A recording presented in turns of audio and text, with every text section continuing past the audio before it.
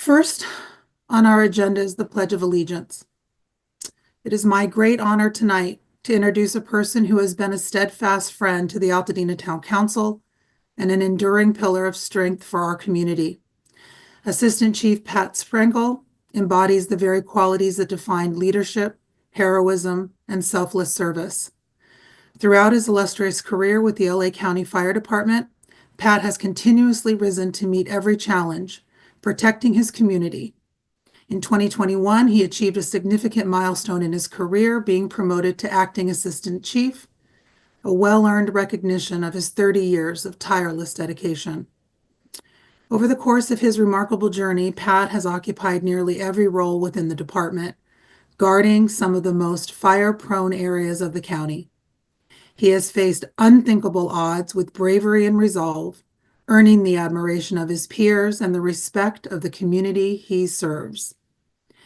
In the face of crisis, Pat has been an invaluable counselor to our council, offering guidance with wisdom, calm, and a fierce commitment to our well-being. His contributions extend beyond professional duty. They reflect his willingness to go above and beyond, driven by a deep love for this community and for the work that he does. Tonight, it is my privilege to have Assistant Chief Sprengel with us to deliver the Pledge of Allegiance. He is a friend to this council for life, and we are forever grateful for his dedication, leadership, and heroism. Please join me in welcoming him. Chief? Thank you, Victoria. Am I echoing? Hang on one second, Pat. Let me mute myself. Go ahead. Is that better?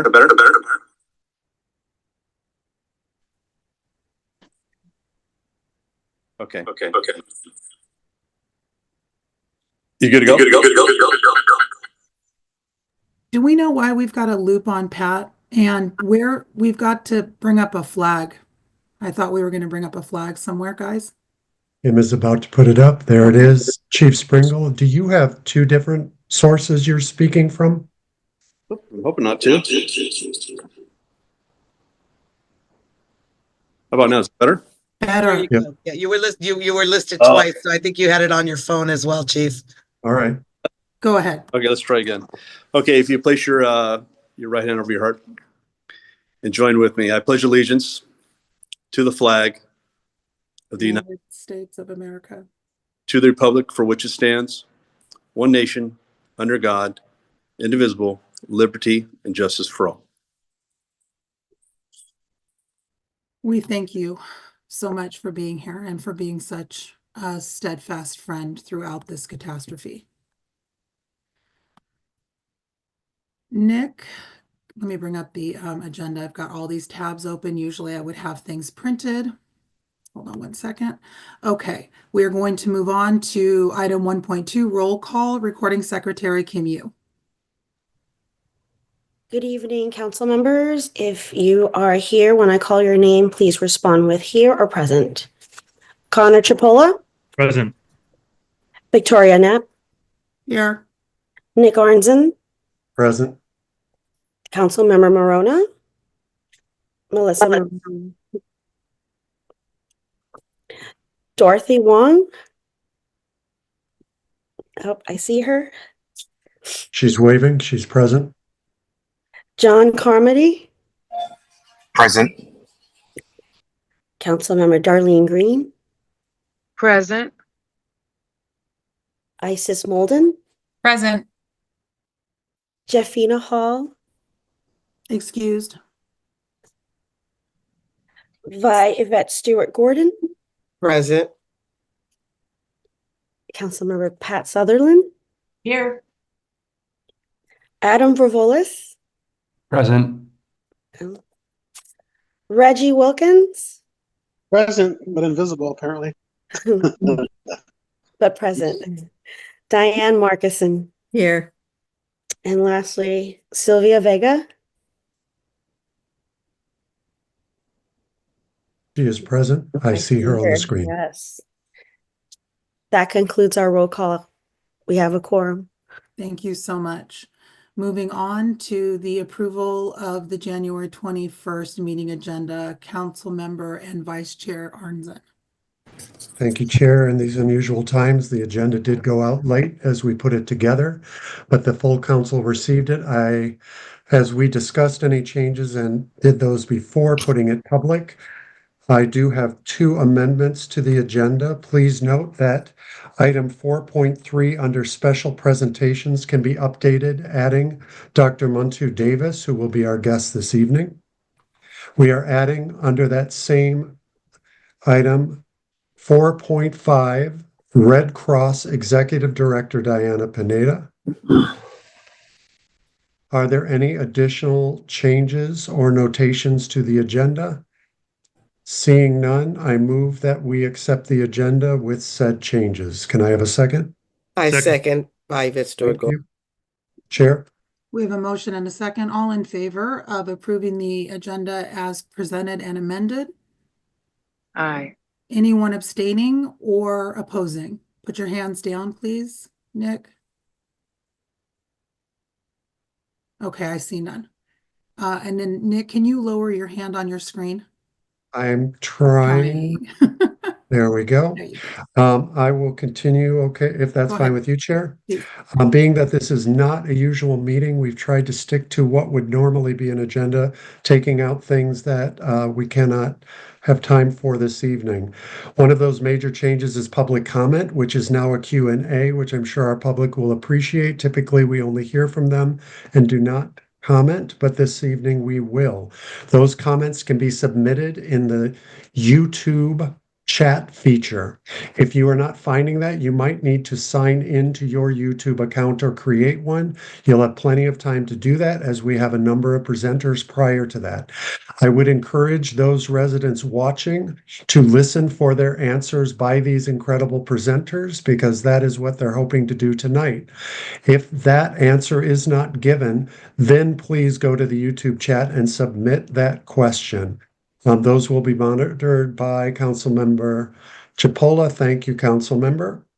In the interest of time and knowing that one of our most important functions this evening is to get those questions answered and hear from the public, I ask that our guests be cognizant of the time and the number of guests we have, while also recognizing the important information you're bringing us.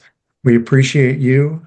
And council members, I then turn to you to, as usual, after each presenter, we will turn to the council for questions that are pointed in that topic. But we ask that you, again, listen for your answers already being given, and please be short and direct with your questions. When we reach public comment, we have had some public comment pre-submitted to council members throughout the day. Those will be addressed first. They are limited. It shouldn't take long. After that, we will separate comments coming in the chat by topic, and we will excuse redundancies. If you don't hear your specific question, we assume that we are going to cover that with another question. Also, keep an eye on the chat. We will try to answer in real time in the interest of time for all of us. Keep an eye on the chat to see if we've already answered what perhaps we already can give you an answer on. The ones that we can't, we will present to our esteemed guests. That's it for me, Chair. Thank you so much, and I appreciate your organization and your succinctness in presenting the complications of this meeting to the public. Thank you so much. We're moving on to the chair report. My dear Altadenans, it's been 2 weeks since the catastrophic Eaton fire tore through our beloved town, and today I stand before you, heartbroken and yet full of determination. Our community, once vibrant with the warmth of daily life, has been forever changed. This fire has taken from us 17 lives, over 9,400 structures, and left another 1,000 structures severely damaged. The magnitude of this devastation is beyond comprehension, and for so many of us, the pain, heartache, and heartbreak are simply immeasurable. To every individual who has worked tirelessly in the face of unimaginable challenges, I offer our deepest gratitude. To CAL FIRE, to LA County Fire, to LA Sheriff's Department, and our beloved Altadena Sheriff Station, to the Red Cross, to each and every Altadena Town Council member, and to our elected officials, Supervisor Catherine Barger, State Senator Sasha Perez, and Assemblymember John Harabedian. Your quick, tireless response and compassionate care for our community in this time of crisis have been nothing short of heroic. Your work, your commitment, and your dedication are valued more than words can express, and I want each of you to know how profoundly we appreciate what you have done and continue to do to support Altadena. To the residents of Altadena, there is no word in the English language that fully encapsulates the pain you are feeling. What we have endured, what you have endured, is something that no community should ever face. The grief, the loss, the uncertainty, it is overwhelming. But I want you to know from the depths of my heart that we are in this together. The Town Council will continue to be the trusted body to guide and support you through this journey. We will be with you every step of the way, and we will make sure that no voice goes unheard. As we continue to work toward the long process of rebuilding, we are committed to ensuring that you have the resources and information you need.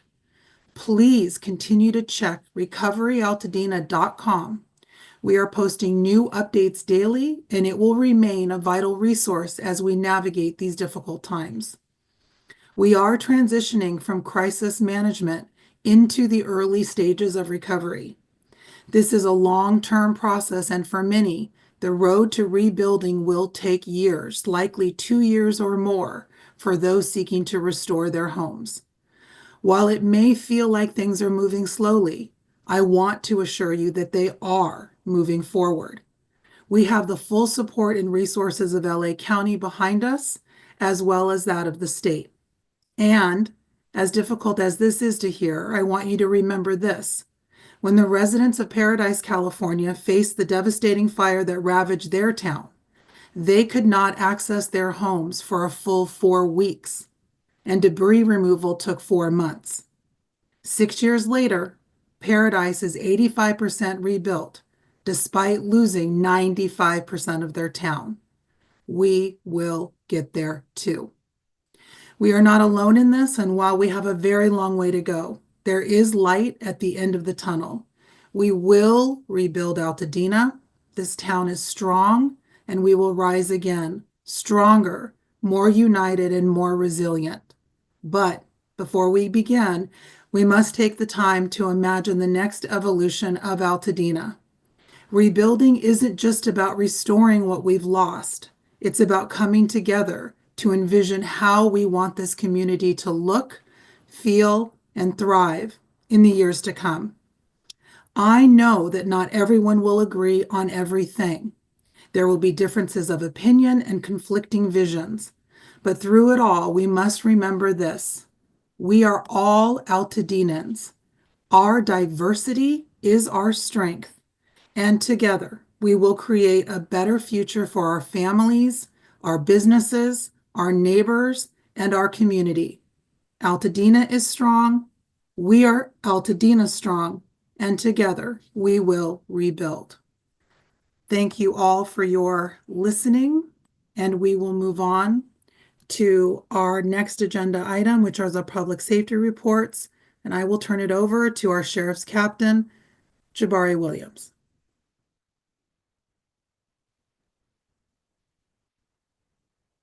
Hello, everyone. Thank you for having me here tonight.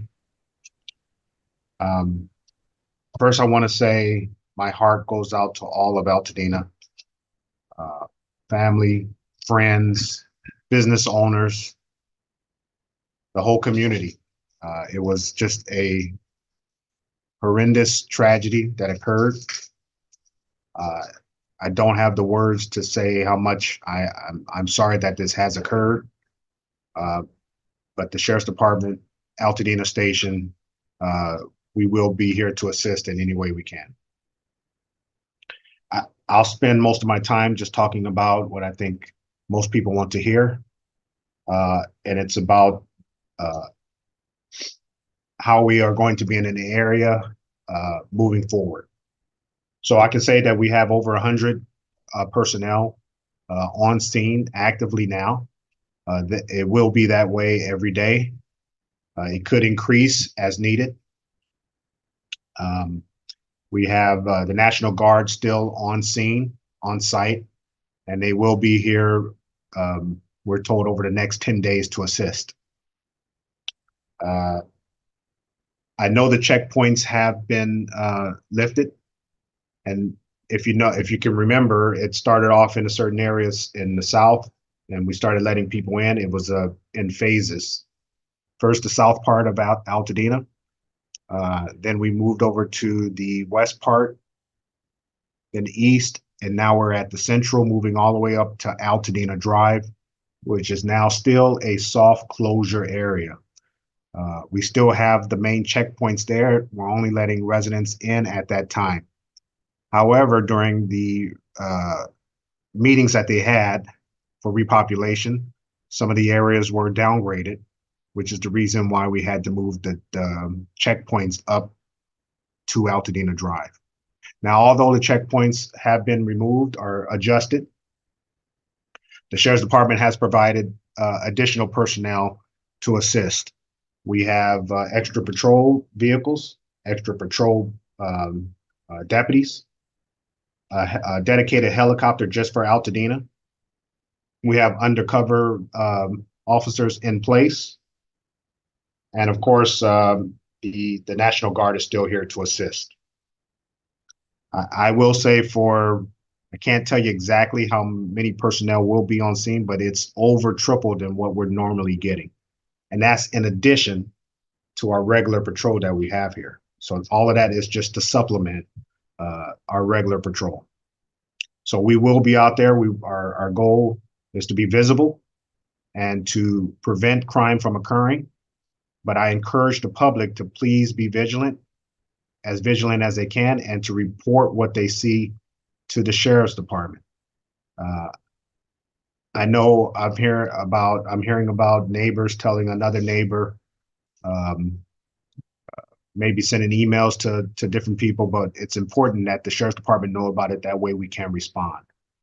As people respond back to their residents, as the areas did opened up, it's also important that they, if they see anything suspicious that has occurred, or they believe they've been a victim of a burglary, it's important that they do report it to the Sheriff's Department so that we can go out and investigate it as we would any other burglary or situation that occurred.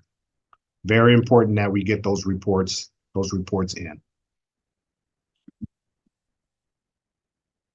We're working very hard to assist with the transition. It's going to be a long time. The sheriff has promised me that he will provide the resources as we need, as I see fit. So I'm always open to suggestions, and we'll do everything we can. And then the one thing I like to talk about is our station. There was some rumors that our station had burned. It's no longer there. That is not true. We are still here and we're fully functional. So if someone needs to come to the station to file that report, they certainly can do that. If they want us to come out to do the report, they can just call and we'll come out and still do that throughout this whole time. Our goal is to be very visible. You may see a lot of vehicles out there. You'll see the deputies out doing like miniature foot patrols. We want them to interact with the public, okay? So don't be alarmed when you see a lot of the vehicles and patrol personnel out there. That's all I have, but I'm willing to answer any questions that come up.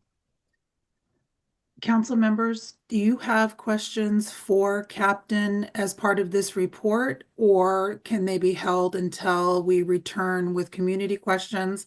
Captain, as they're considering that, put your hand up if you do have questions.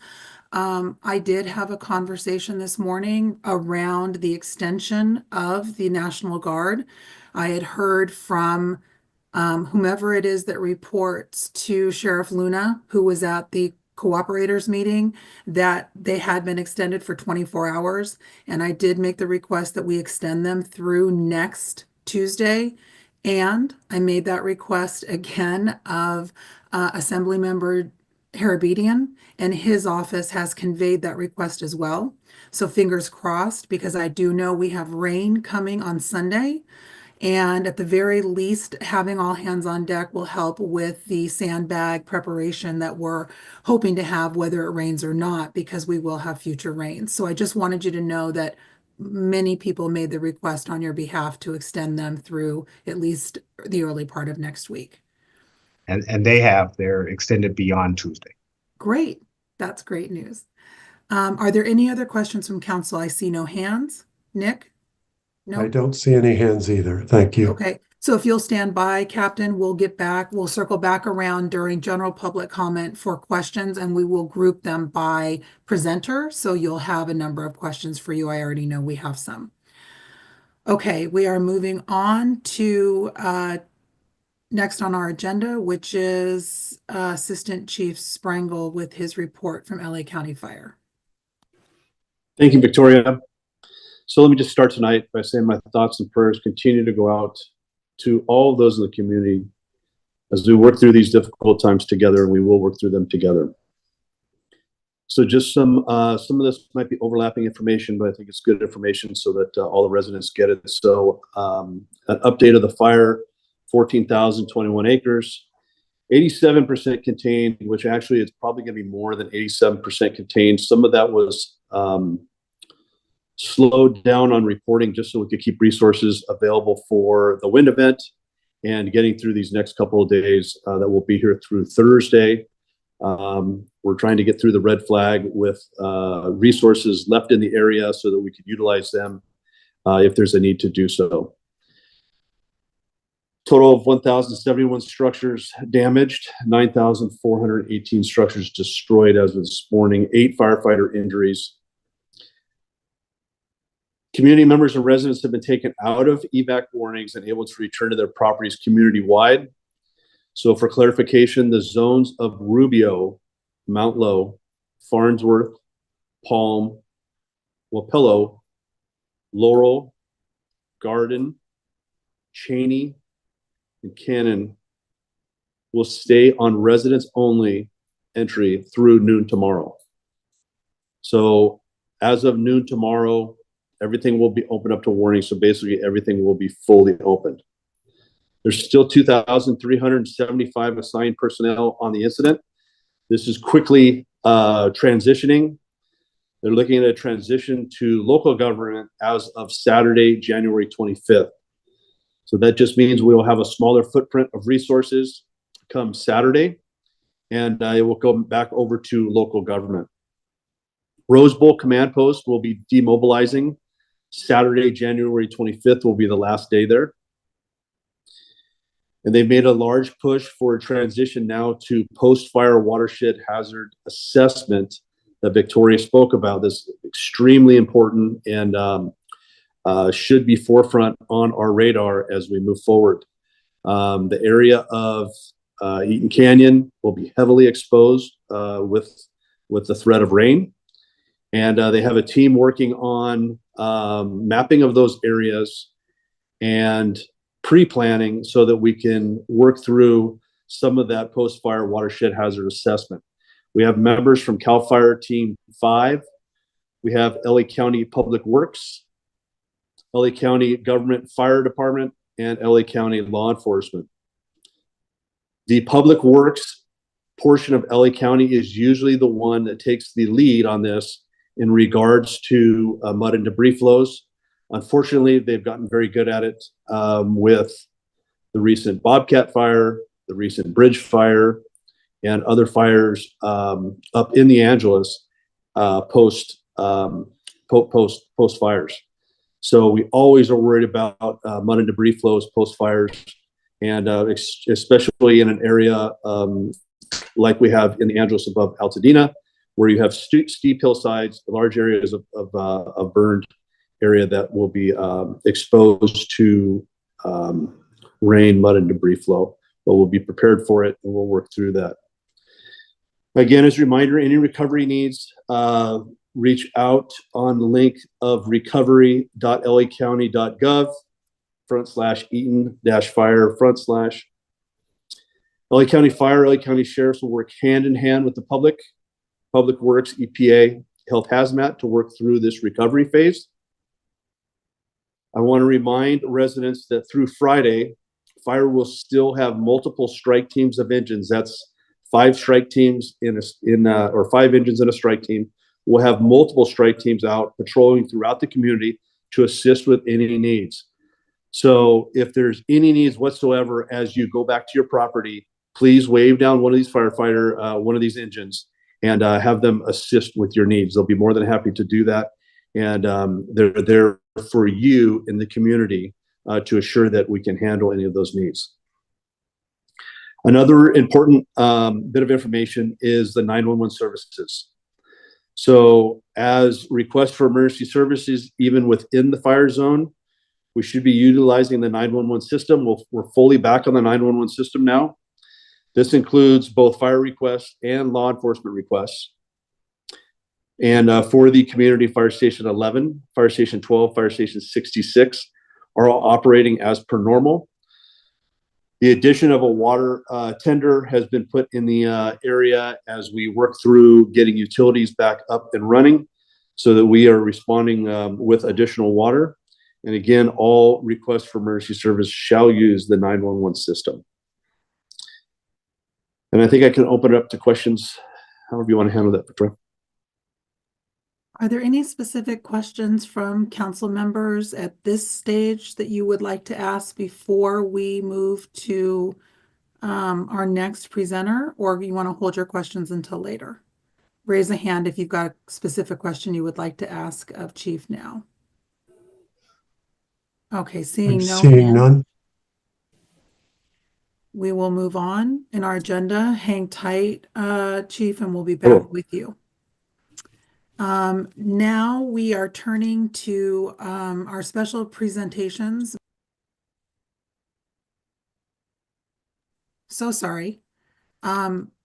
We are turning to our special presentations. First up is Supervisor Catherine Barger. I do understand that she should be. I'm on. You're here. I'm in my car. I'm in my car driving, so forgive me because I don't want to get a ticket. Okay, go ahead. Yeah, but first of all, I mean, Victoria, I couldn't have expressed the feelings more than the way you did. And I want to thank you and the entire town council for being present during a time when you've lost so much, but yet you put the community first. And I cannot express in words how much it means to me to have you all by my side. And I just thank you for that. Today at the board meeting, I just want you all to know that I brought in a motion with Supervisor Horvath to have an independent third-party review of our emergency notification system. We don't have all the facts, but I think it's important for us to find out lessons learned now.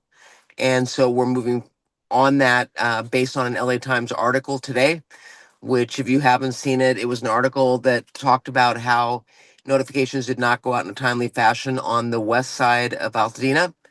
And I'm all about transparency, and that is something that we are working toward getting a report. So that will be voted on next week, but I'm confident all my colleagues will support looking at that. I wanted to talk a little about, because this has been, it seems like it's been a month, but it's only been 10 days? I don't even know. I mean, it's all blending together. But I want to talk about what we're doing at the county. We brought together state and federal agencies to provide clear guidance and eligibility criteria for disaster relief.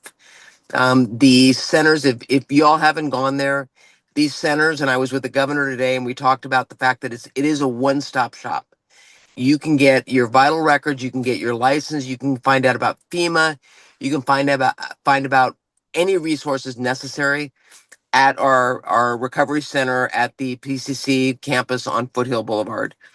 In addition, we have oversaw the establishment of the Eaton Fire Disaster Resource Center, but it really is about making sure that the community understands that is a facility, that is a place for them to come and get the information that they need. The Department of Consumer and Business Affairs and Department of Economic Opportunity are going to address the anti-price gouging, which makes me sick to even have to say this, laws and renter protections to ensure availability of housing options for displaced residents. We know that it is happening. And we are, and with DA Hockman, we are going to prosecute to the fullest extent of the law. So if anyone on this town council meeting knows of anything that is happening, I want them to provide it to our office so that we can forward it to the DA, because it's important that we prosecute to the fullest extent of the law for those that are taking advantage and are being predatory as it relates to the victims of this fire. We're also implementing an LA County Fire Recovery Fund that is going to meet the needs of residential victims, business, and workers. And I want you to know that we are prioritizing the marginalized communities. And I think that's important because one of the things I'm hearing, and I know, Victoria, you've heard it, is that the Palisades fire is getting all the attention and it's like Altadena is going to be forgotten. Nothing could be further from the truth. When I talk to my colleagues, when I talk to people, Altadena is front and center, and we are going to make sure that Altadena is brought back and it's going to be stronger and better.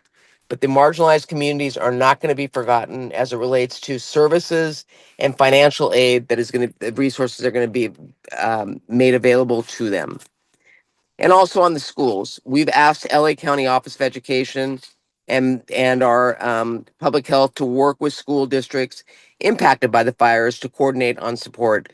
I know at the meeting on Sunday night, that was at Presbyterian at the Westminster Church, the superintendent outlined what they are doing, but we are providing support and resources to make sure that students have a place to go. Moving forward, recognizing that Pasadena School District did have substantial problems and effect by this fire, so we are working in coordination with them.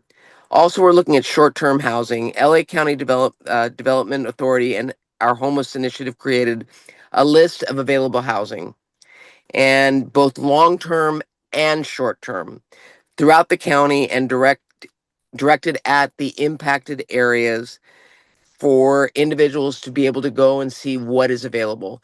It is a work in progress. As we finalize it, and I think it's going to be finalized in the next week, I'm going to make sure to get that out to the town council, and it'll be on my website so that people know where they can go to access a one-stop shop as it relates to what is available, working with landlords throughout LA County, and providing the assurance that they are not going to be doing the price gouging.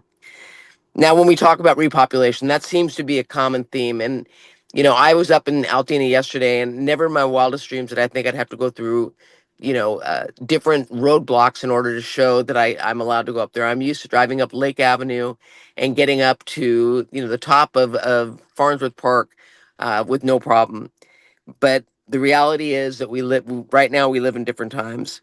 So we have directed our county departments to ensure residents are getting access to their properties when safe. And I emphasize when safe.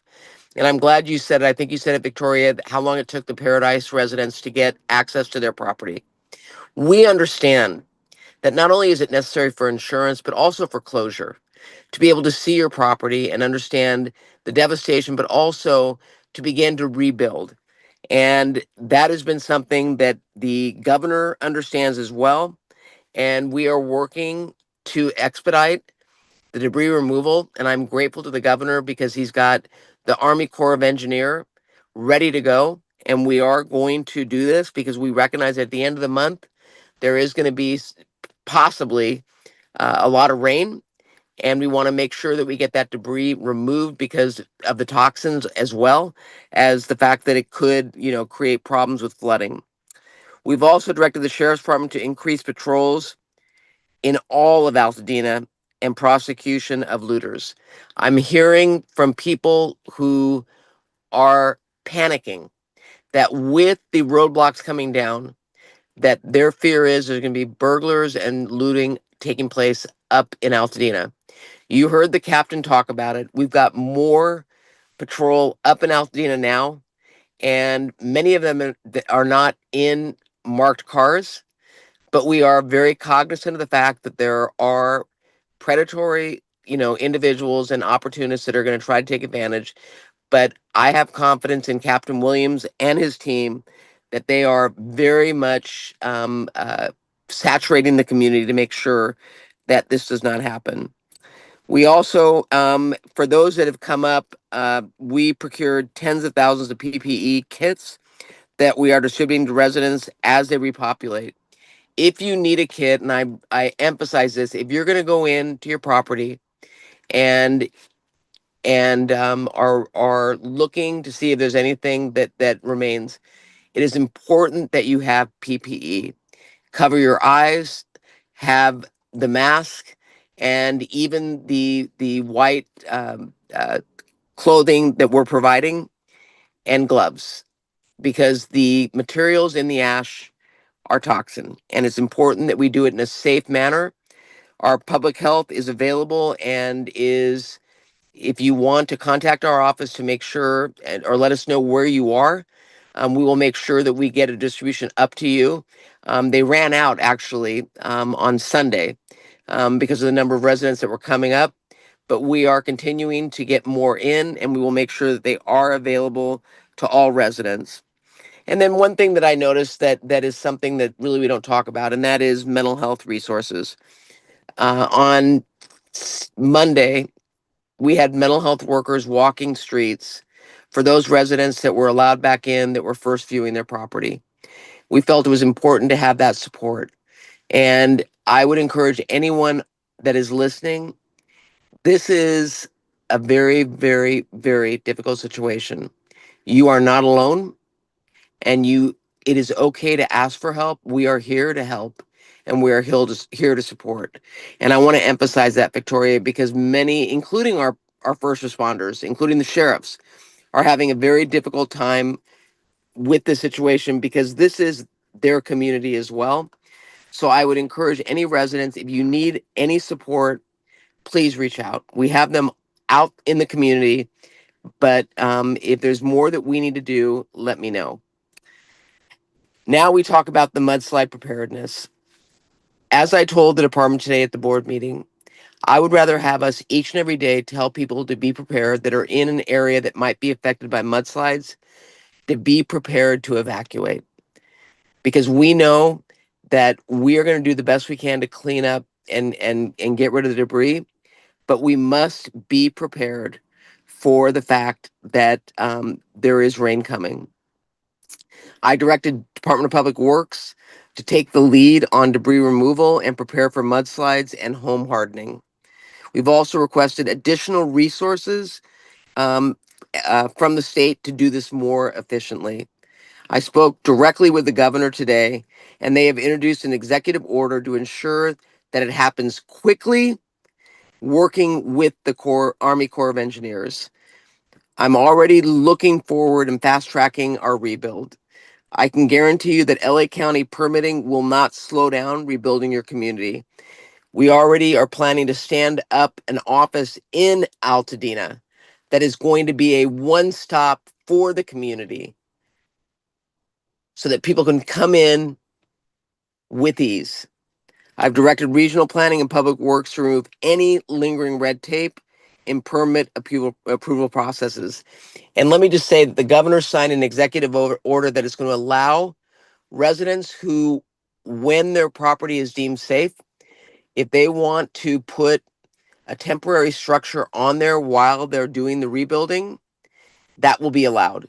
We're working on what the specifics will look like, but that is, again, something that we are working on. That's been a question that has been asked of me. Can I put a trailer on my property? And I know, Victoria, we've talked about that. The answer is yes.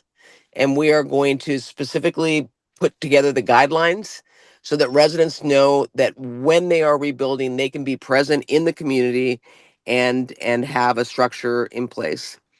I've also made direct requests to the governor to streamline permitting requirements, many of which he has already enacted via executive order to expedite state regulations for rebuilding and storm preparation for impacted communities. let me just say the governor has been very responsive. He recognizes that we don't have months, we have to do it now. And so I would ask you all, if there's things that we're missing, let me know and we will flush them out. Because again, the state and the county are working together hand in hand to make sure that we are addressing the immediate needs of the community. With that, there's a lot more going on, but I want you all to know that I stand ready working with our community, Altadena, to rebuild and rebuild in a way that represents the true uniqueness and the fabric of why everyone moved to Altadena and why everyone loves Altadena. Thank you. Thank you so much. It's so good to hear from you directly.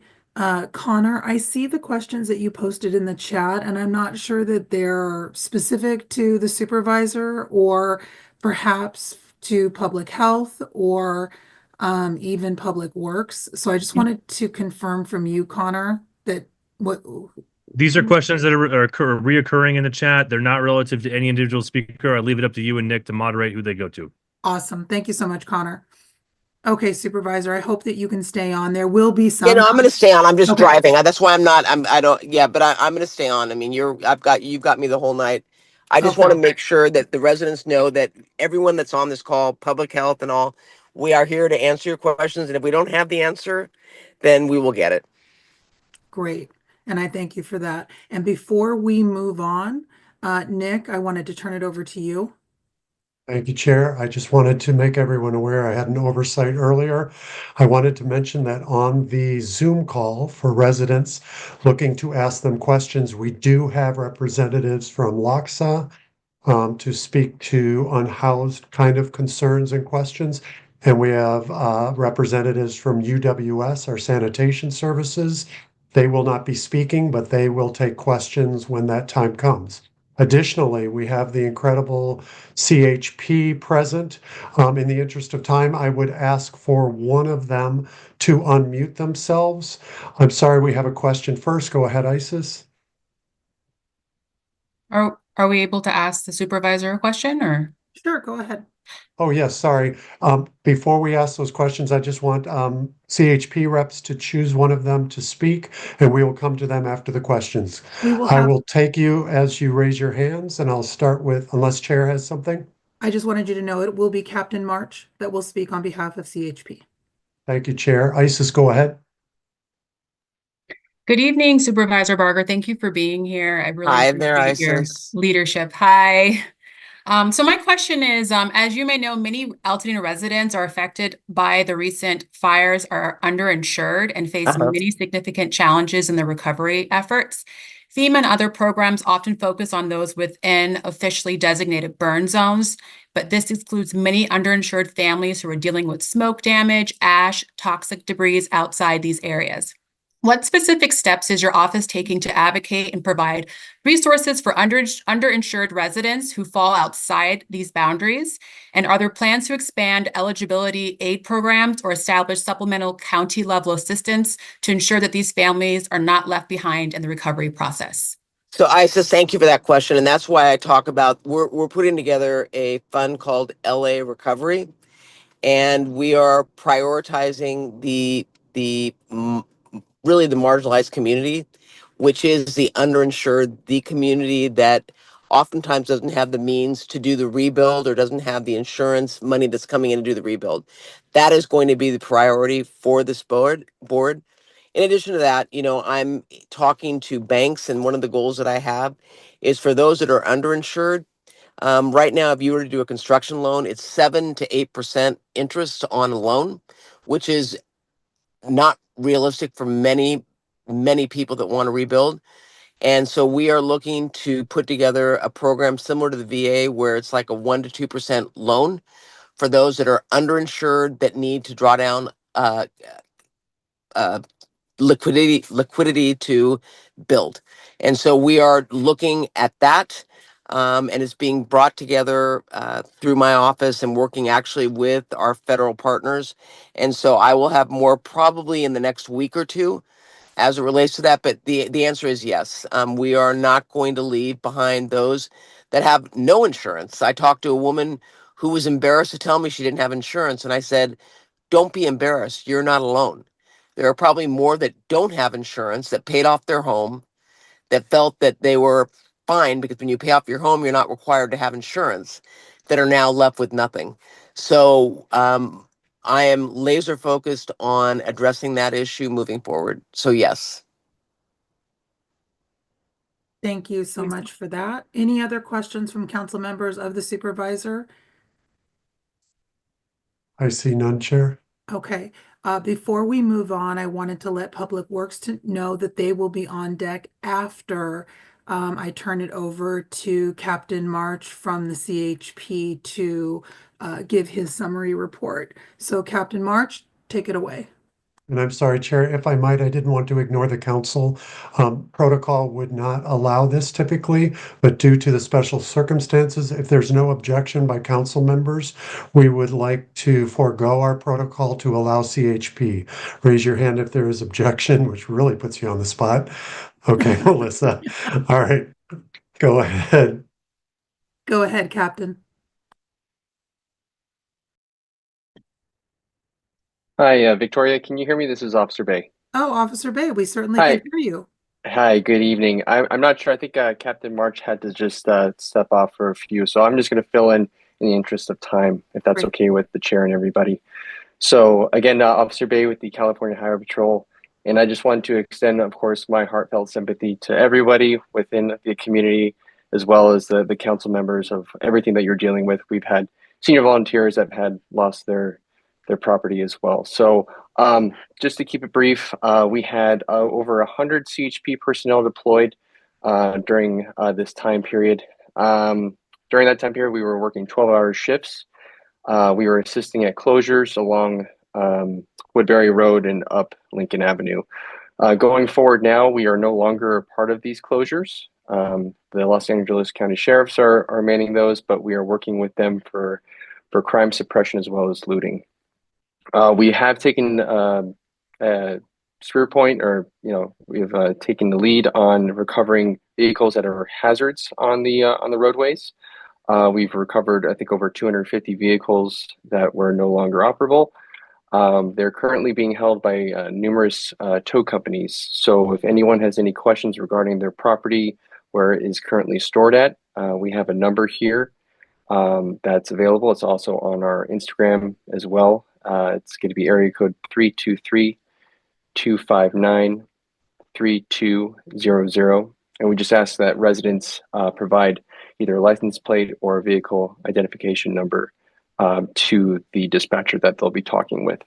We also just want to remind residents that various utility companies will be in the area taking over the roads. So just be cognizant that maybe a few lanes might be covered with cones or any kind of closures. And that's all I would like to provide this evening, unless there's any other questions. I'll stay on for anything else.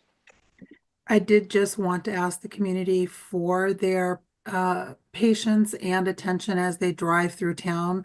There are a considerable number of utility vehicles and other vehicles working to clear debris, to restore power, water, gas. And in driving through town, there are signals that are still out even when the power has been restored. Correct. So please, please, please be careful. I have noticed that not all workers are cognizant when they're stepping outside of their vehicle or around the back of their vehicle that there is traffic approaching. And I certainly wouldn't want to see there be an accident with one of them. So just be careful as you're going through town. Slow down and give a little bit of grace as you move through town. Thank you for being here, and please extend our thanks to Captain March when he joins back on. Go ahead, Vice Chair. Thank you, Chair. I would ask Connor if you can put in the streaming chat that number, and perhaps we need him to repeat it. Do you need it repeated? Officer Bay, could you repeat that number so we can provide that to people watching on streaming? Of course, my apologies. So that number is going to be area code 323-259-3200. And again, those watching, that is the number to call. Sorry, go ahead, Connor. It cut out 3200. Correct. What's the number? It's 323. No, wait, what is it? It's a contact number to dispatch if you need to know where your vehicle is being towed. And then Chair, if we want to turn to the council, please, for any other questions for Officer Bay at this time. I see none. Go ahead, Chair. Sorry, Chair, you're muted. I was so good at that. And Chair, I'm sorry, a question has come up. May I go to John? Sure.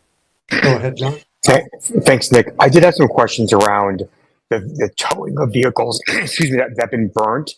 Are they being towed, like, is it just the street, or are they doing towing from people's property? Like, I was just curious about what that looks like in terms of the towing of the vehicles that have been burnt that are no longer operational. Of course. So from what I have been told is that anything that promotes a hazard on the roadway has a priority when being towed. So any kind of vehicle, whether it's in the road all the way in the middle or against the curb, I believe those were taken as a priority. As for anything on private property, I feel that that would be a little bit over our reach as the highway patrol to take something off someone's private property. So to that extent, I can't give you a full answer, but I know at least on the roadway, it's been cleared. Great. Thank you so much. Thank you, John. Thank you, Officer Bay. Of course. Okay. Any other questions at this juncture? Seeing none, we are moving on. I wanted to welcome from the Department of Public Works, Kiara Barnett. Great. Good evening, everybody, and thank you for this opportunity to update the Town Council and Altadena residents on the Eaton fire recovery effort.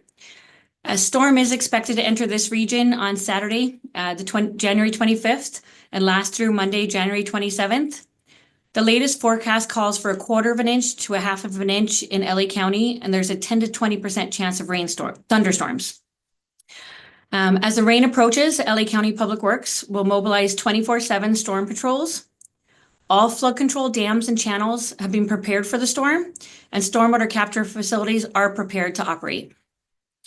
We're collaborating with state and local partners, including the city of Pasadena and other cities affected by recent fires, to protect the public, property, and the environment from potential mud and debris flow.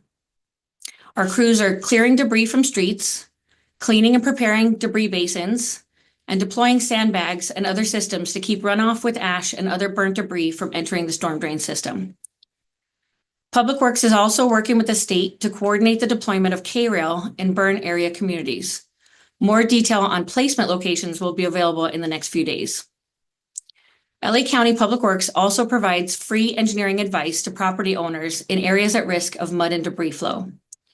Call the Mud and Debris Flow Hotline at 1-800-933-0930 to make an appointment. And I will follow up with that in the chat, but again, it's 1-800-933-0930. That's our Mud and Debris Flow Hotline where you can make an appointment. But being prepared is the public's best defense. Knowing your property's risk factors, clearing drainage paths, using sandbags to direct runoff and protect structures. Burn area residents should remain indoors if possible and avoid contact with polluted stormwater runoff. Please call the LA County Public Works 24-hour dispatch center to report storm-related damage, traffic signal outages, flooding, or other concerns at 1-800-675-HELP. That's 1-800-675-4357. County building officials have completed preliminary fire damage assessments in the Eaton fire burn area. 10,000 properties have been assessed, 8,068 red tags have been issued, and 331 yellow tags have been issued. A red tag means that the building is unsafe to occupy. Severe structural damage or other hazardous conditions make it dangerous for entry or use. A yellow tag building is partially restricted for use. This means that some areas of the buildings are unsafe, but other parts may be safe for limited occupancy or specific uses. Red and yellow tags at the properties will have contact information for the San Gabriel Building and Safety Office. Please call that number if you have any questions or concerns. And the San Gabriel Building and Safety Office number is 626-574-0941. Again, 626-574-0941. Now that most residents and business owners have been allowed to return, there's significant interest in the two-step fire debris removal process. Step 1 will involve hazardous waste removal. The U.S. Environmental Protection Agency, or U.S. EPA, the state, and LA County Fire are coordinating property assessments and household hazardous waste removal activities. This process has already begun in areas that are safe for the hundreds of inspection personnel to enter and provide clearance for safe removal of hazardous debris. This is done at no net cost to property owners, and inspectors will go property to property. Each property with damaged or destroyed structures must be inspected and household hazardous waste removed before any other fire debris is removed. The second step is the fire debris removal. So after hazardous materials are removed, the next phase of debris removal can begin. There'll be a government program for the cleanup, removal, and disposal of fire debris. Property owners can opt into this program to have their properties appropriately cleared of hazardous fire debris, or alternatively, property owners can hire their own private contractors to clean up their property after the hazardous waste assessment. However, the contractor must be approved and follow applicable laws regarding fire debris and hazardous waste cleanup and disposal. Residents can call the County Debris Removal Hotline at 844-FIRE DEBRIS. That's 844-347-3332 with any questions about debris removal, or you can also go to recovery.lacounty.gov for the latest information. So I'll put all those numbers in the chat, but in closing, I just really want to express my gratitude and show my support for the Town Council, Altadena residents, and our partners of all levels of government for the continued collaboration and resilience that will be throughout the Eaton Fire recovery process. So great to see so many of your familiar faces again. I know it's been some time. Yeah. I have a couple of questions in the chat, and then I will turn to council members. Does phase 1 or phase 2 of either the hazardous waste removal or debris removal include soil testing by the county? I'll get back to you on that, Victoria. Okay. Yeah, I will get back to the team. And so is soil testing a part of that? Okay. Perfect. And then First another question. Excuse me? Yeah, first Oh, question, but sorry. That's okay, that's okay. Another question was, and this goes back to a comment that Supervisor Barger made, and I know Mark Estrella has made this comment as well. But how exactly will the rebuilding of homes be expedited? Can you talk a little bit, if you know, about how quickly we think the permit office in Altadena will be stood up?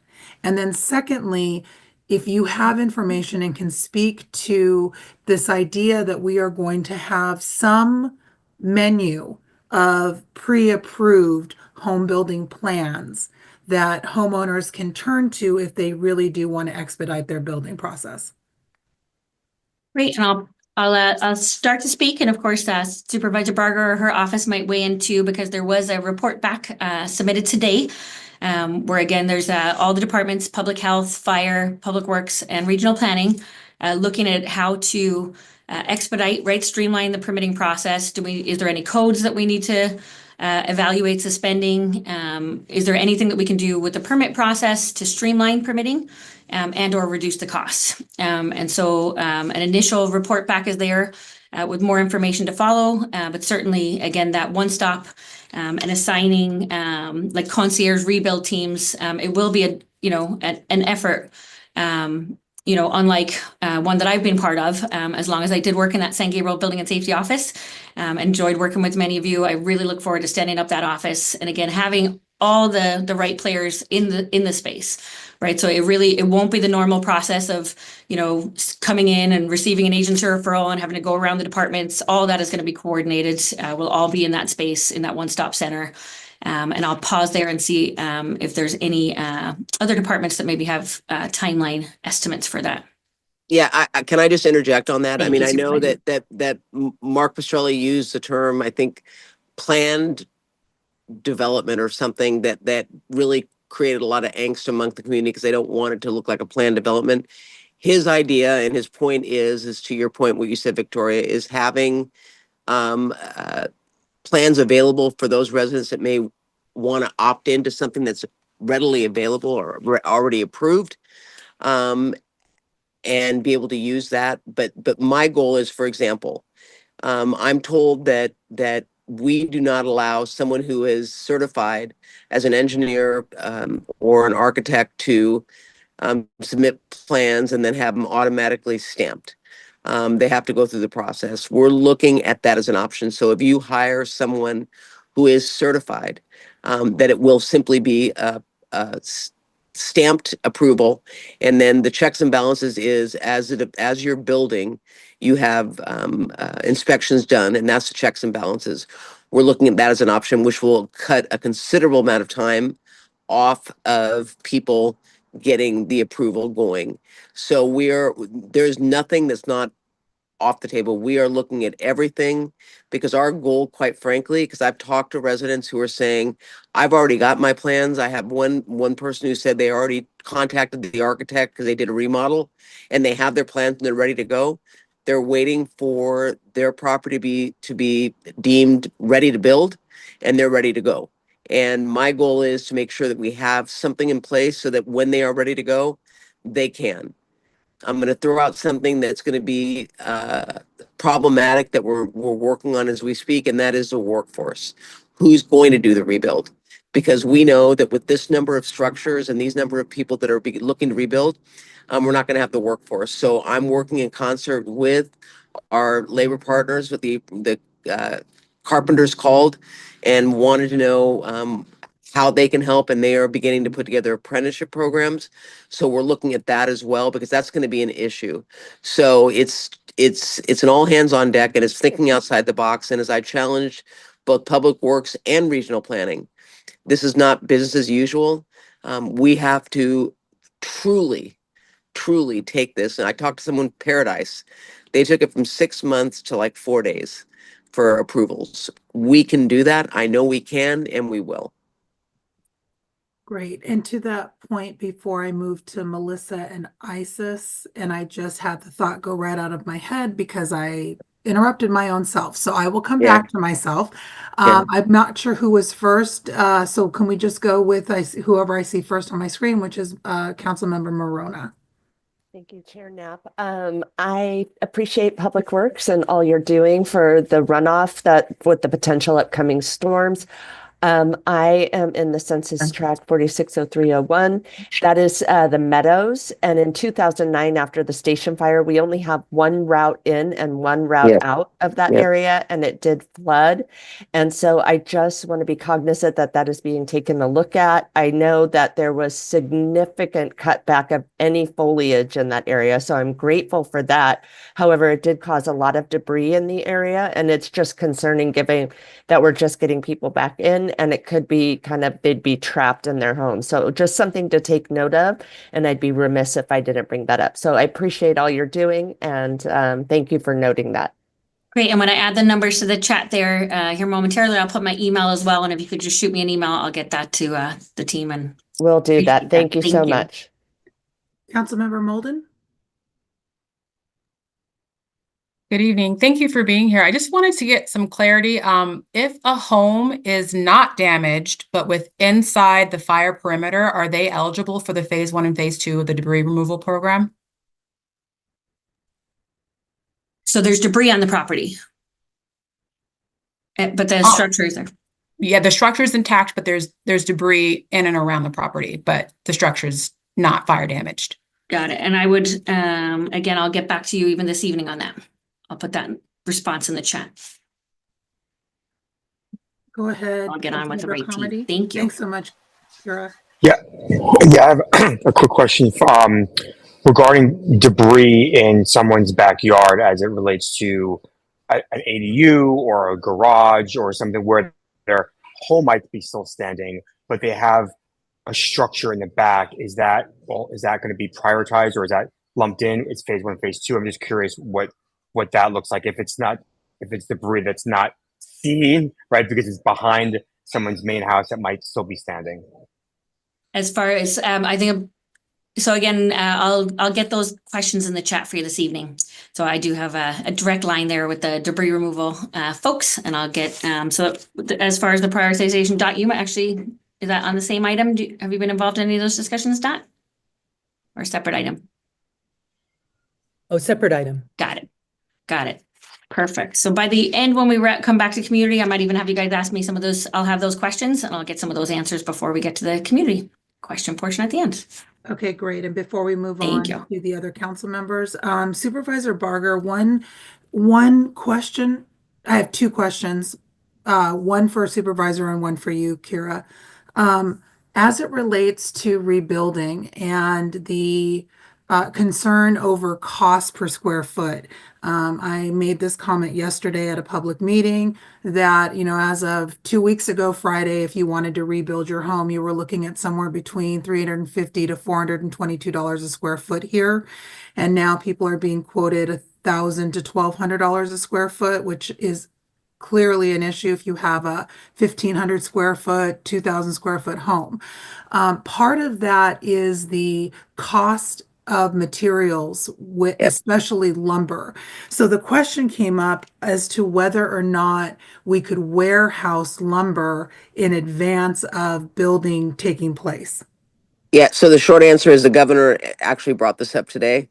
And that's something that the state is looking at in terms of not just lumber, but steel and concrete, and the cost that seems to be going up by the minute.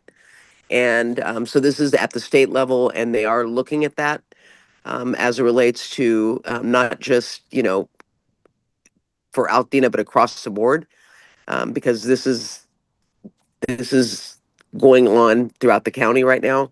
And so I will have more answers for you, but I know the governor is working on it and talked about it today as it relates to even the price gouging that's taking place with that, knowing that there's going to be a need for it, and all of a sudden the cost goes up exponentially. So I will have more, but I know the governor is very much laser focused on this on the state level, addressing the supply chain. Great, thank you so much. And then Kira, the other question was around, and this has come up multiple times, but where a property had or has a pool, and the pool is still filled with water, but also ash and soot and debris. What is the safe way that is to be drained? And is that something that will be happening as part of the debris removal process, or do they need to work through their insurance if they have insurance?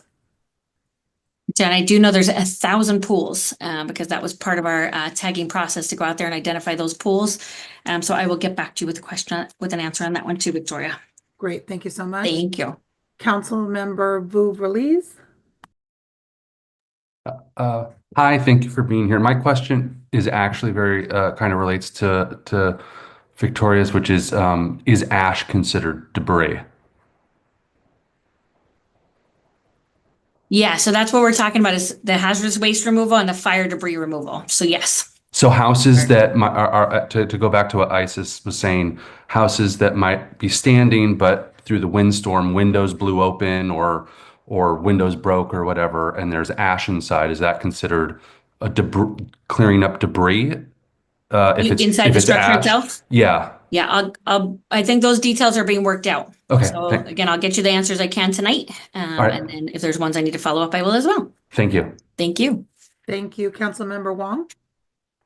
Yeah, just that was one of my questions, was the pool, because that is definitely something the residents were concerned about. But I just, as it relates to public works, and since so many homes have been leveled, there's been a lot of conversation.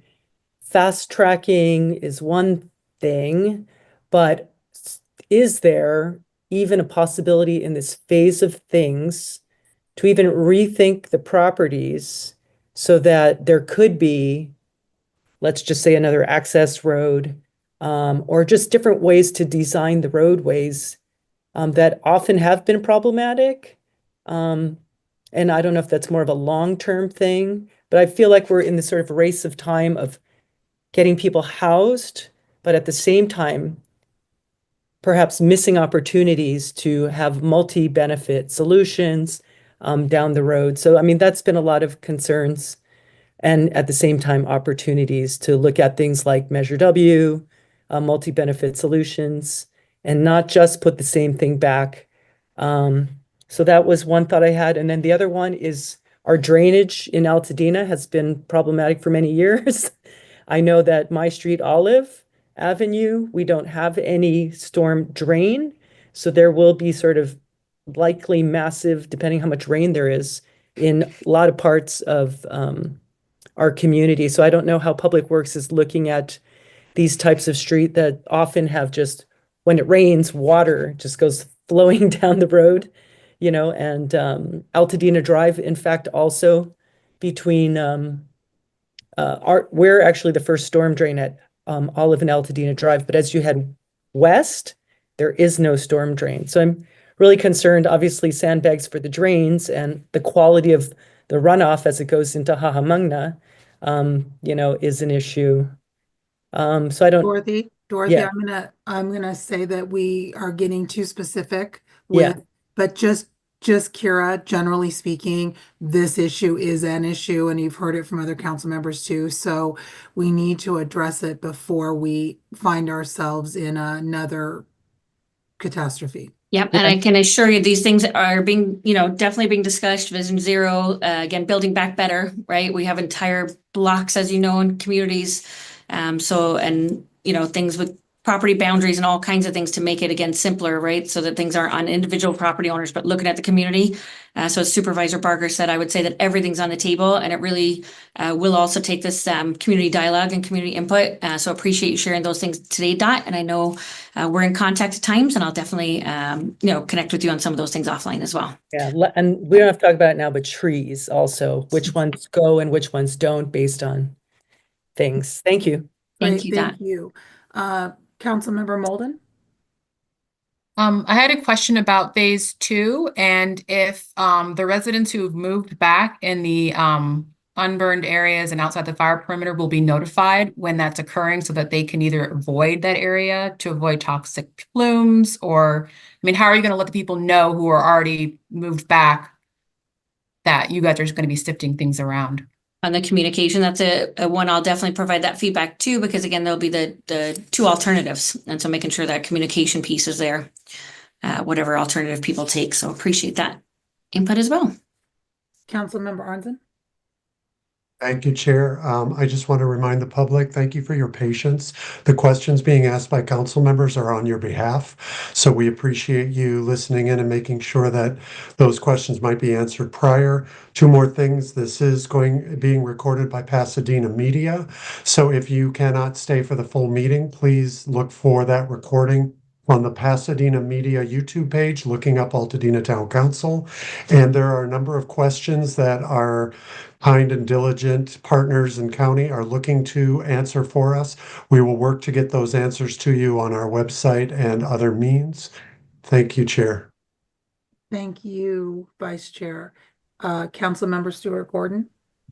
Will there be any specific fire prevention regulations and our building codes that will be specific for Altadenians in regards to the build back? Can I answer that first? Because I brought this up with the governor as well, because one of the things that we're looking at is building better.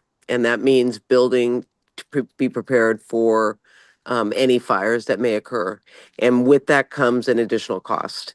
And so one of the things that I've asked the governor is what can we do to offset the additional costs? Because again, Victoria brought up the cost per square foot, and many want to build back equal to what they had. And if we put in provisions for hardening of homes, is what they call it, I want to make sure that that cost does not make it so that it's difficult for people to build back. So we're working with the state to see what we can do to offset, whether it be tax credits or fill in the blank, um, um, uh, grants that are given for those that choose to do that. We want to make sure that we make it affordable for communities to be able to build and build in a way that's going to be safe and provide for fire as well. So we're working on that, and I don't have a direct answer, but I do know that is something that we are definitely looking at, knowing that there is a push to put in provisions so that anything built does meet requirements that address fire. I did want to say that in talking to the mayor of Paradise, that the thing that they led with in their rebuilding efforts was that, that they had to have defensible space, that they had to have hardening, that they had to use fire resistant building materials. And so we want to make sure that our homeowners are aware that those things exist.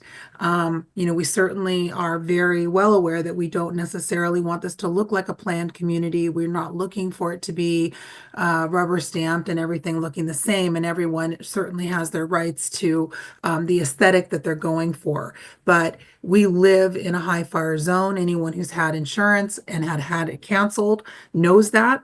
And I think that we must be mindful of how we return our properties to standing in the future. So I look forward to those conversations and what the input is so that we can really figure out the best way to do this and not be in harm's way.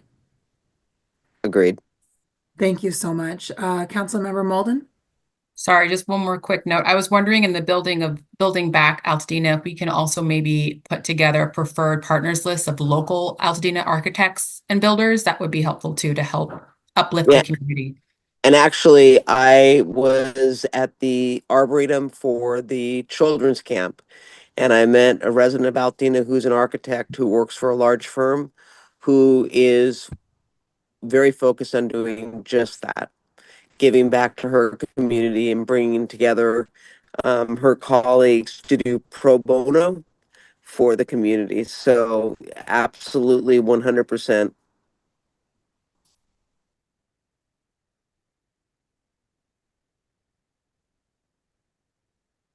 Did we just lose? Oh, she went mute. Okay.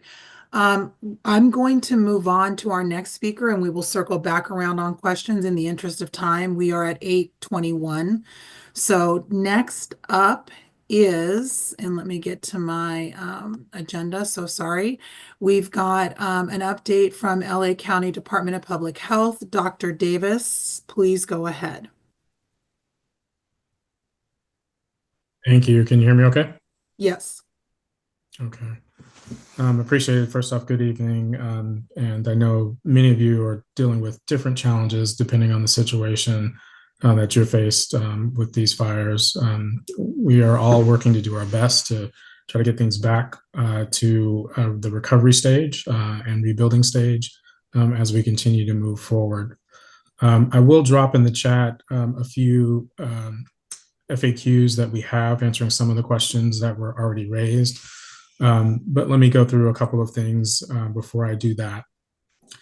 So as was described from Public Works in terms of the process for fire debris removal, going through phase 1 with the hazardous material removal, and then phase 2, that is also specified in an order that we issued from the Public Health Department to ensure that this process of removing fire debris is done in a manner that doesn't impact the environment as well as residents as we go through this process, as well as when we get to rebuilding and recovery.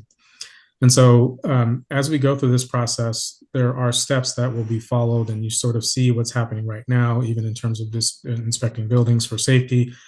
Phase 1 and phase 2 are really about, cleaning up the damaged area in order to get that ready for rebuilding.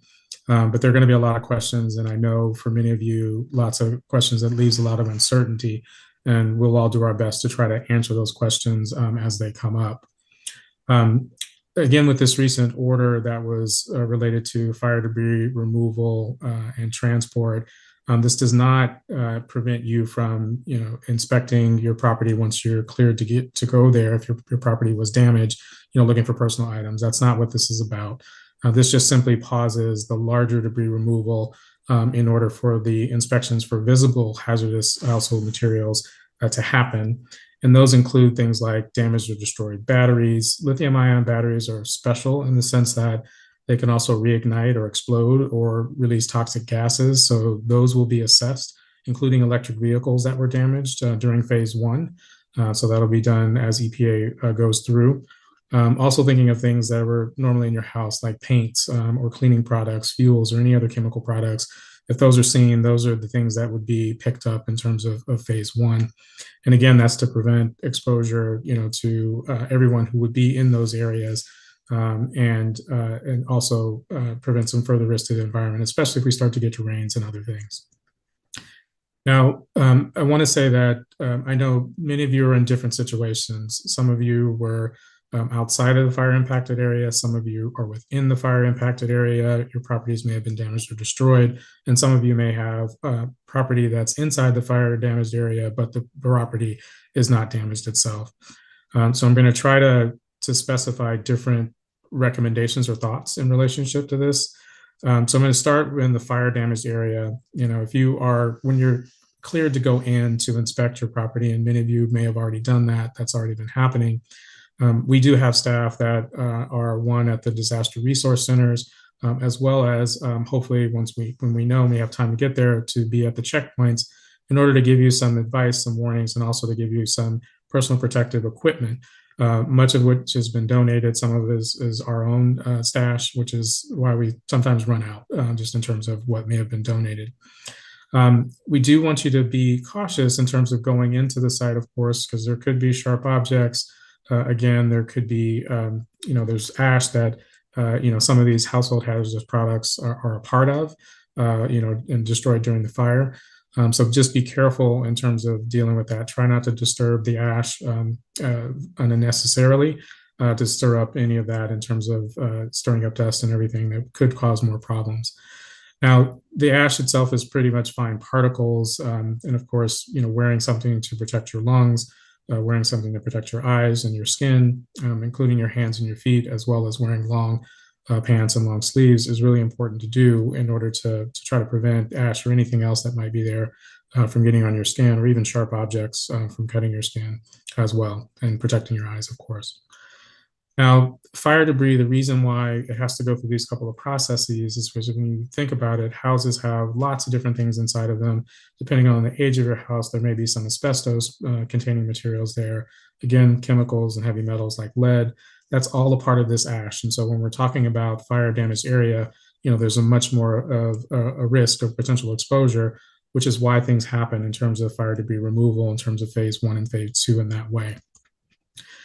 Now, for those of you who, again, have property, we'll talk about those who are outside of the fire damaged areas, and you're going back to your home. Imagine you're going back, and if you haven't been there already, it's going to smell smoky. So if the air quality is not bad outside, winds aren't really blowing, you don't see a lot of stuff flying around in the air, open up the house and let it air out to try to get whatever may have been trapped in there during the time that you were gone out, in order to try to help with getting back to a place where you feel comfortable going inside again. Do look around and see how the property was impacted. A lot of times the question of damage is going to be around how much soot or ash came in and where it came in. Special places to look are around the cracks of doors, around windows, and you can see to some extent maybe how far things went inside of your house, which gives you an idea of how much might need to be cleaned up. In either case, when you're doing that, again, still the recommendation would be to wear some personal protective equipment until you figure out exactly what you're dealing with inside.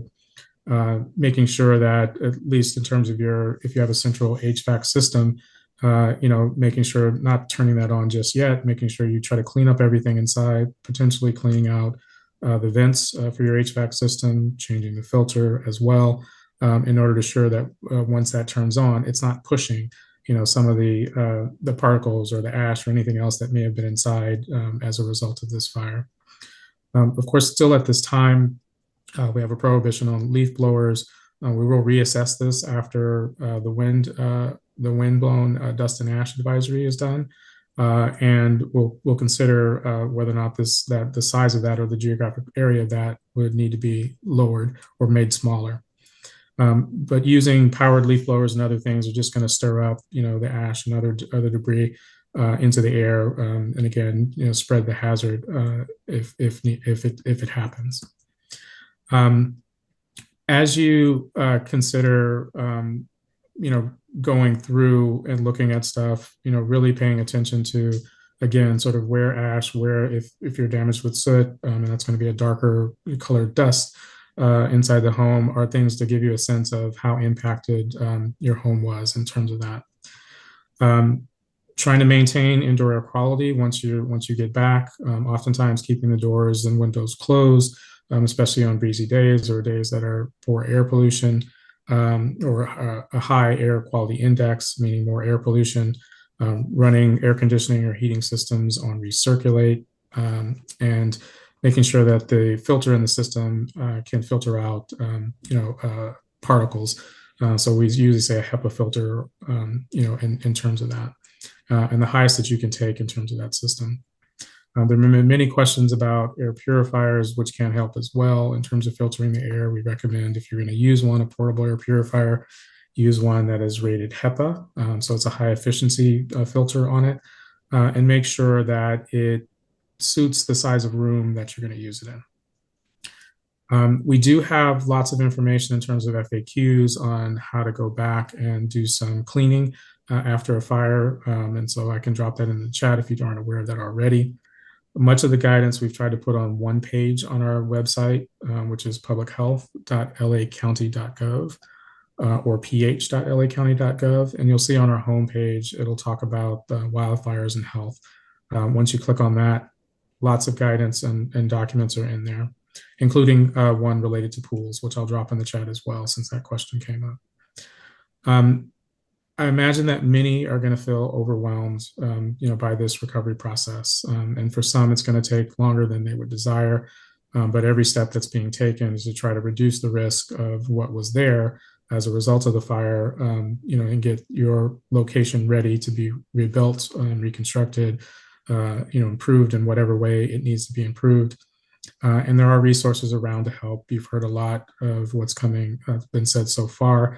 But we do have staff that are at the disaster resource centers. So if there are questions you can always go there and talk to staff. Again, our staff are also at checkpoints, and so their questions can be asked there as well. And they can answer questions around cleanup and potential health concerns as well. Again, they're also providing N95 respirators as well as other protective equipment. And we can do that as much as we have. In terms of the donations that were provided to us, and we're very thankful for those. But again, this will take some time. You're not alone. We're here to try to answer as many questions as we can.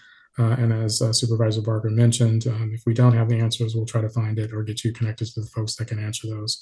But as we move forward, continue to take precautions, and we'll keep you updated as we go. Great. Thank you very much.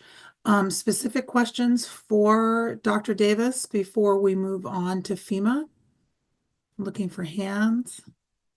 I see none, Chair. I know. I have one from ISIS. Councilmember Molden. Hi, Dr. Davis. Thank you for being here. I was listening to some of the advice that you were giving to those outside the burn area. And personally, I feel like it's a little bit problematic if you're advising people to handle ash without knowing what toxicity there is and what they're being exposed to. Is public health going to offer any sort of air quality testing for those that are attempting to clean up their own houses? And also, do you have any programs for people who are that have accessibility issues, who can't physically do this themselves, or who are elderly? Yeah, we don't have resources to help with cleanup in particular. And I will get to the ash question because it's an important distinction. We do know that for some, especially if there is insurance, sometimes the insurer has some, contractors who they work with that can do remediation in that, but we don't have any resources in particular to be able to help in terms of cleanup, unfortunately. In terms of your comment about ash, the thing to think about, the ash that is most hazardous is going to be where properties were damaged, right at that site. And so that's where your concentration of burned household hazardous materials are in terms of the ash. And so in general, that ash is the ash that is considered toxic, and in that fire damage area is handled differently in terms of phase 1 and phase 2 in terms of cleanup. Outside of that, generally ash is picked up in the neighboring areas. It's picked up, it's put in plastic bags. We prefer double bags tied, and can be put in the trash unless there is a particular city restriction in relationship to that. But they're different in that regard. So fire damaged properties and areas much more hazardous, in terms of what could be in that versus what is out and maybe in the community that's next to it. But still remain precautions in terms of using protective equipment, in terms of gloves, clothes, etc., in terms of gently sweeping that, of course, misting it a little bit, then sweeping it up and putting it in the trash bag. But we give advice in terms of how to manage that ash that may be in nearby properties. Kira, did you have something to say on this? Yeah, just to be respectful of the missed- agenda, but I did have the subject matter expert, Chris Shepard, join as far as debris. So if we want to stay on ash and maybe answer a couple of those prior questions, we could do that now, or I'll defer to you to decide if you'd like to do it at the end. Okay, Chris, can you hold on for just a second? And then Sylvia, is your question related to public health specifically? It is. Go ahead. One second. Oh, go ahead, sorry. I missed one piece. Air quality. That is still under at least the air quality management system in terms of outside. Some may elect to have special folks come in, environmental consultants, to do some air sampling. In general, I think it depends, on how much is inside of your home in terms of damage. So some places, some people may have had their windows and doors open, and so that's going to be different versus others who may have had it closed. There may not be very much in there in terms of ash or soot in terms of looking at the windows and cracks. But again, those are things that not necessarily my full expertise in terms of that. But in general, I would suspect the risk is going to be much lower unless there's really a lot inside in terms of what would need to be done in terms of cleanup. Can I interject something here? Because again, talking to the governor today, we are talking about working with AQMD to have air monitors positioned in the community over the next few weeks. So I will have more information tomorrow. We talked about that today in terms of trying to better understand the impact of the ash in the air. So I know that was one of the questions. So I will follow up with you, Victoria, to give you the information, and we'll get that disseminated out into the community when we get a definitive answer from AQMD. Great, thank you so much. John, is it related to public health? Go ahead. Yes. Thank you. Quick question. So a lot of talk was around things inside the home. For a lot of folks in Altadena who have solar panels, whether they still exist or have a home that's still standing, do they need to be concerned about anything? Is there something that they should be thinking about? Whether it was on and their house no longer stands and it was melted, or for folks who have houses that are standing who still have solar panels, is there something that they should be thinking about in that regard as it relates to health, their health? And Yeah, I can't answer that question. I think whether or not the solar panel, there's something in it that, makes it a hazardous material, some other risk, that's a question of whether or not, in phase 1, they'll assess that piece. I don't know in terms of those components. And Sierra, maybe, I don't know if there's something in terms of if Public Works knows anything, you may not know it now, but I think we can take that back to try to figure out if we can, get an answer related to that.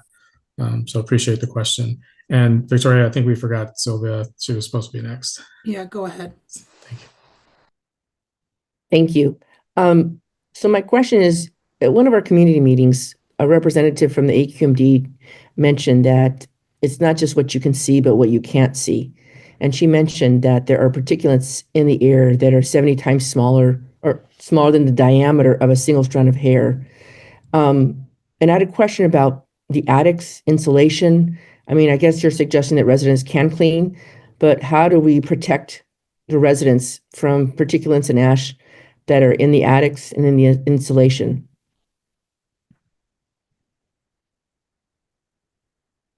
It's a good question. I'm physically trying to think about a home, just in terms of how it would get there. There are possibilities. I don't have a good answer for you just in terms of it's a good thought. We'll take that back, and see if we can find an answer related to that. Because a lot of our homes are built in the late 20s and early 30s, so we have the vents in the attic area. Yeah, it may be something that might need to be assessed, just in terms of looking at the system and in terms of that. But in general, I would think that the attics, again, not my expertise, maybe it's not flowing directly through the house, but maybe they are in terms of when they were built. That piece I don't know, but I think they're, someone to really understand the structure might be needed. Okay, thank you, Dr. Davis. We are going to move on before we lose our representative from FEMA and before we lose our speaker from the Chamber of Commerce, and we will circle back around on the back end. I do understand that Mark Estrella is here. I know that Chris Shepard is here. So some of those earlier questions for Public Works, we can get answers to. So think about that. And then let me turn it over to FEMA and to Brandon. Brandon, please go ahead.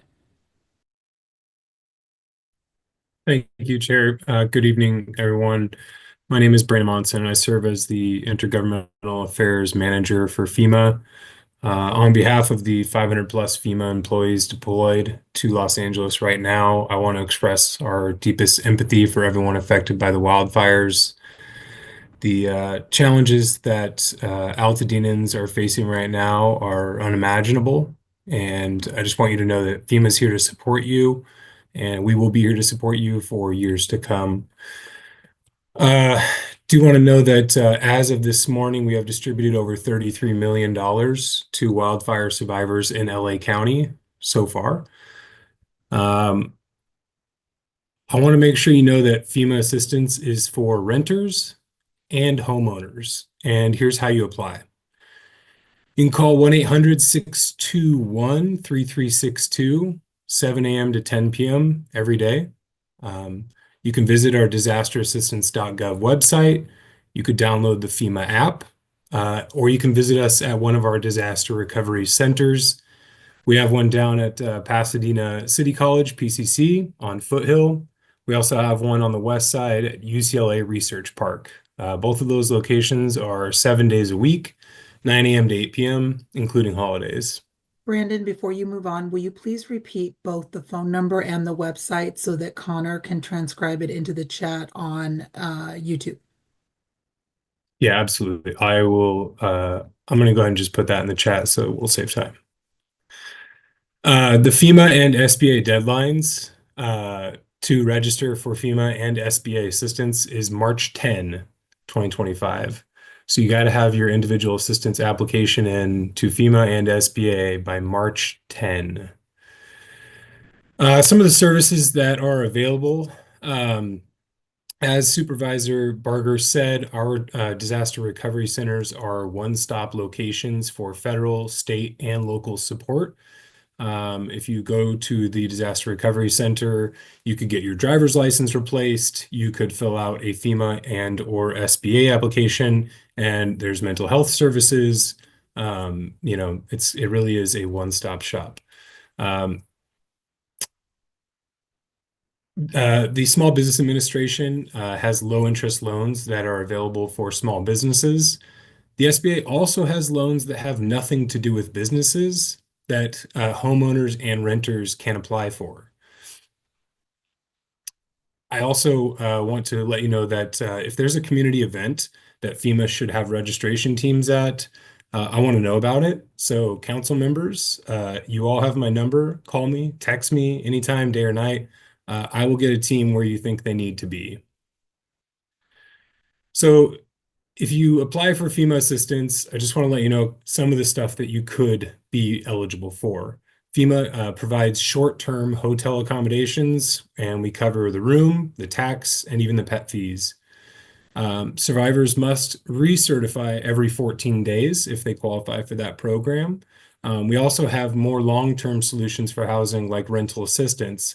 That's why it's so important that if you were affected by the disaster, that you apply, because we need to ensure that you receive all of the assistance that you qualify for.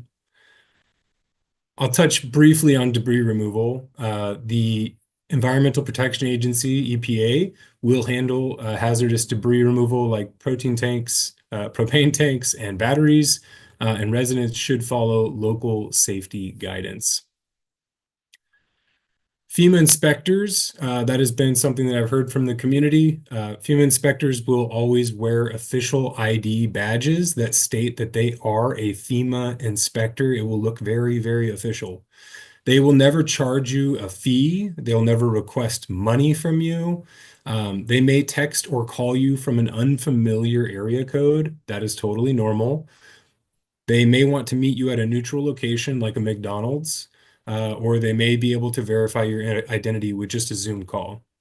If you want to verify the identity of your inspector, or if you suspect fraud or identity theft, you call that same phone number, 1-800-621-3362. I'm also going to touch on GoFundMe. It's another thing that I've heard out in the community. Per law, FEMA must not duplicate assistance for any damage or losses for which the individual received assistance from another source, which includes GoFundMe accounts. We can't duplicate benefits, so if your GoFundMe is specifically for a car, FEMA cannot then pay you for a car. But if your FEMA account is to rebuild my life, that is very broad. That is not a duplication of benefits.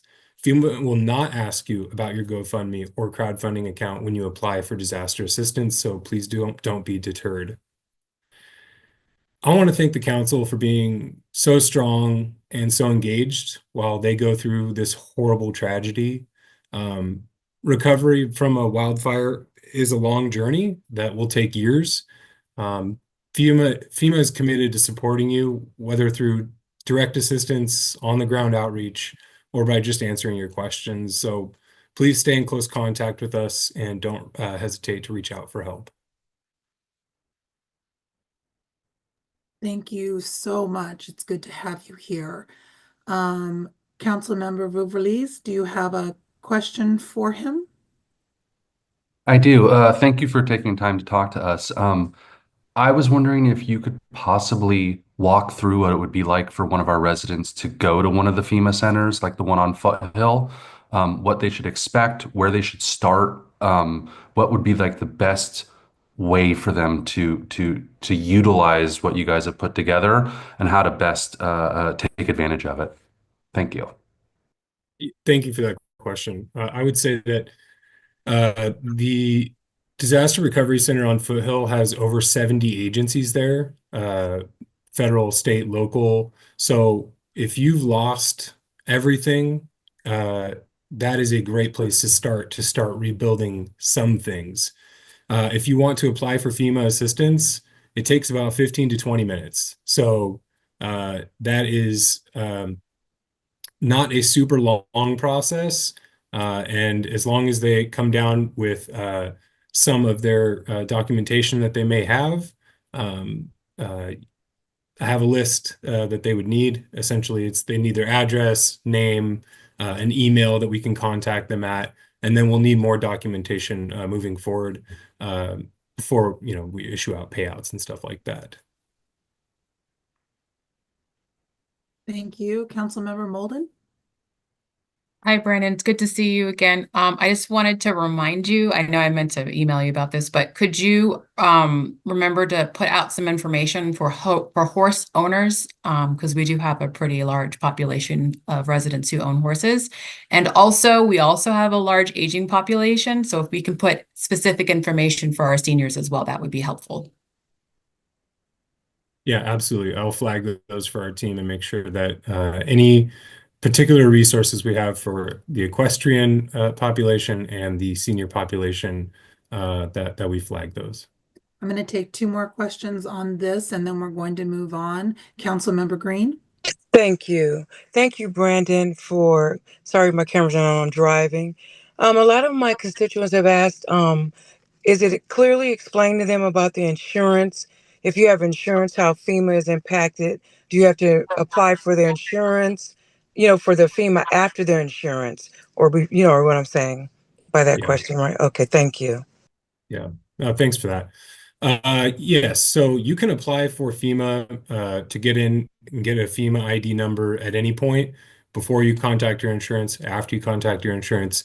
It does not affect getting a FEMA ID, which is the important part of this. Once you apply for FEMA, we will need insurance documentation showing what you are getting paid for, because that goes back to that duplication of benefits thing that I talked about with the GoFundMe. If your insurance is going to pay to fix your roof, FEMA is not also going to be able to purchase you a roof. That is a duplication of benefits. That's why we need that insurance information, but you can still apply for FEMA without that insurance information. And I actually encourage it because you only have until March 10 to apply. So you want to make sure you get that application number, you start the process, and then you have 18 months to go back and forth with FEMA, submit your documentation, and make sure that you're getting everything that you're eligible for. Thank you. Thank you very much. And Councilmember Carmody.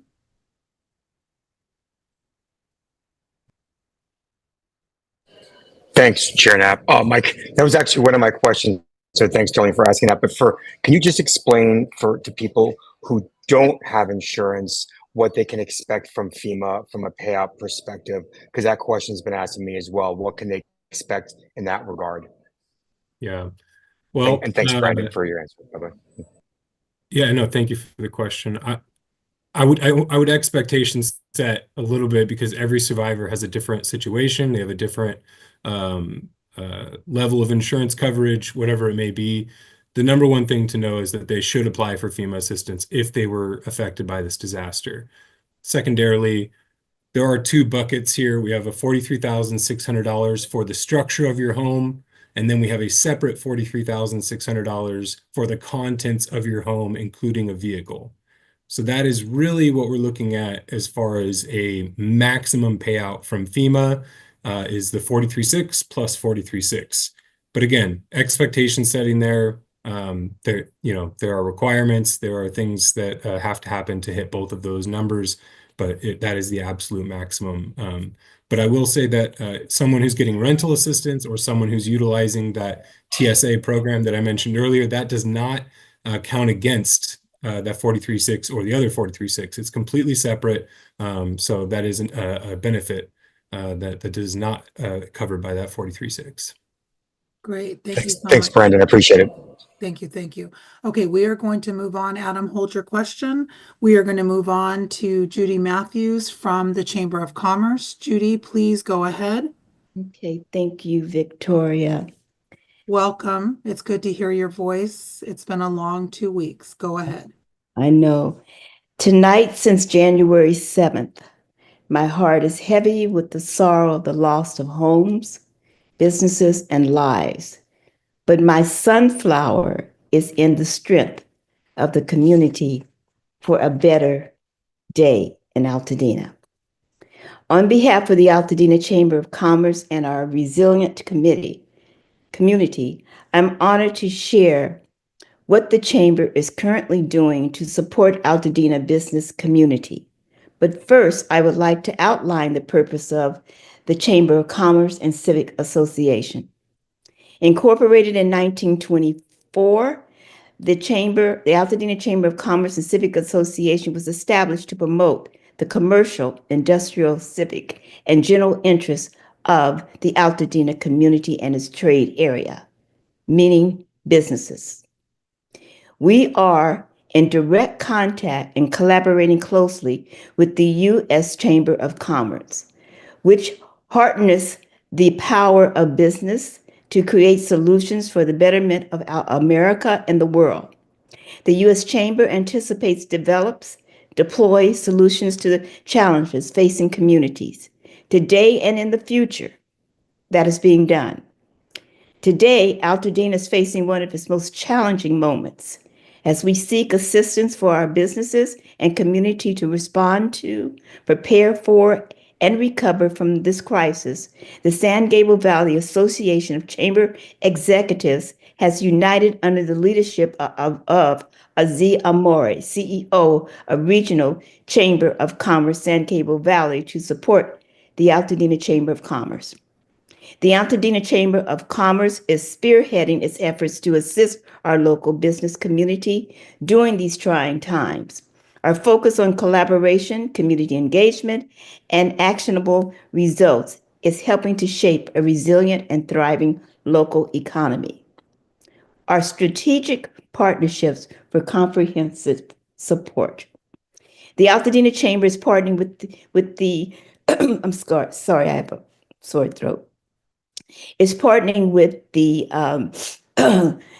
Los Angeles County's office under the supervision of Supervisor Barker's Department of Economic Opportunity, John Bear of Together for LA.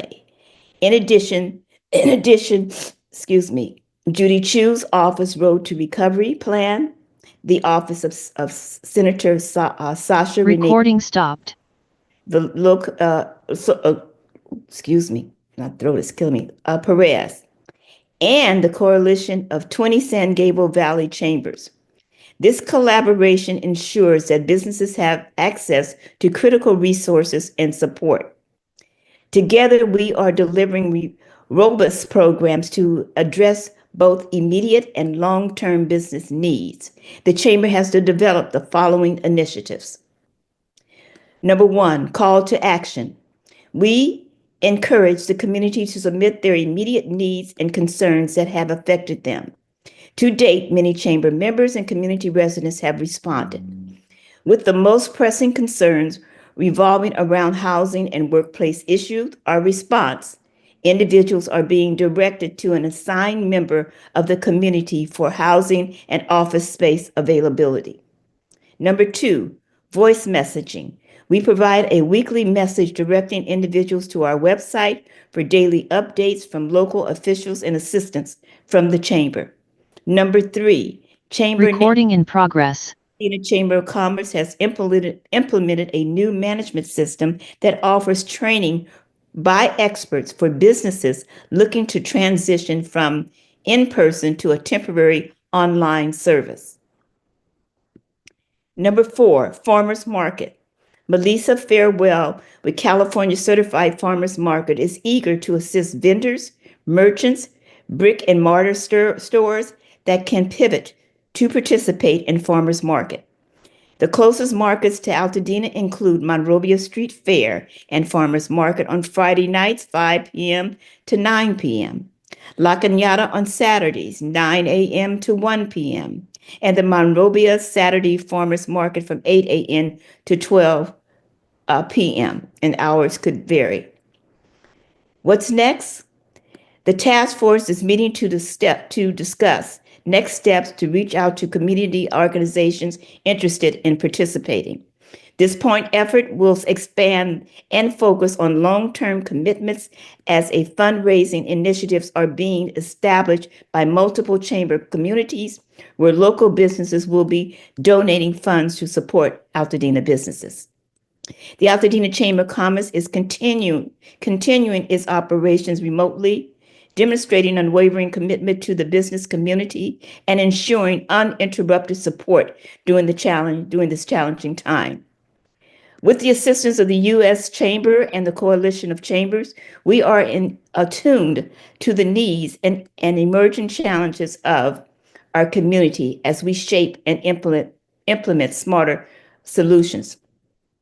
As a collective voice of the Altadena business community, the Altadena Chamber of Commerce and Civic Association represents its interests, challenges, and aspirations of businesses across the region.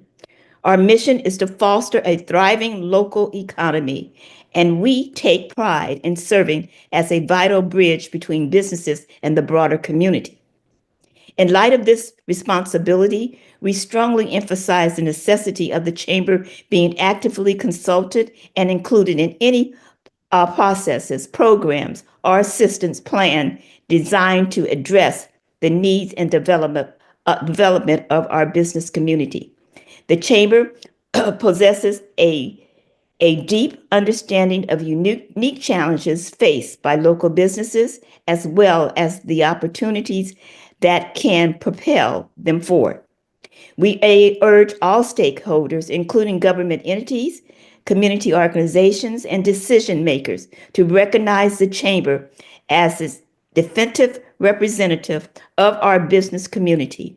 Our conclusion will ensure that efforts to support local businesses are well informed, targeted, and ultimately successful.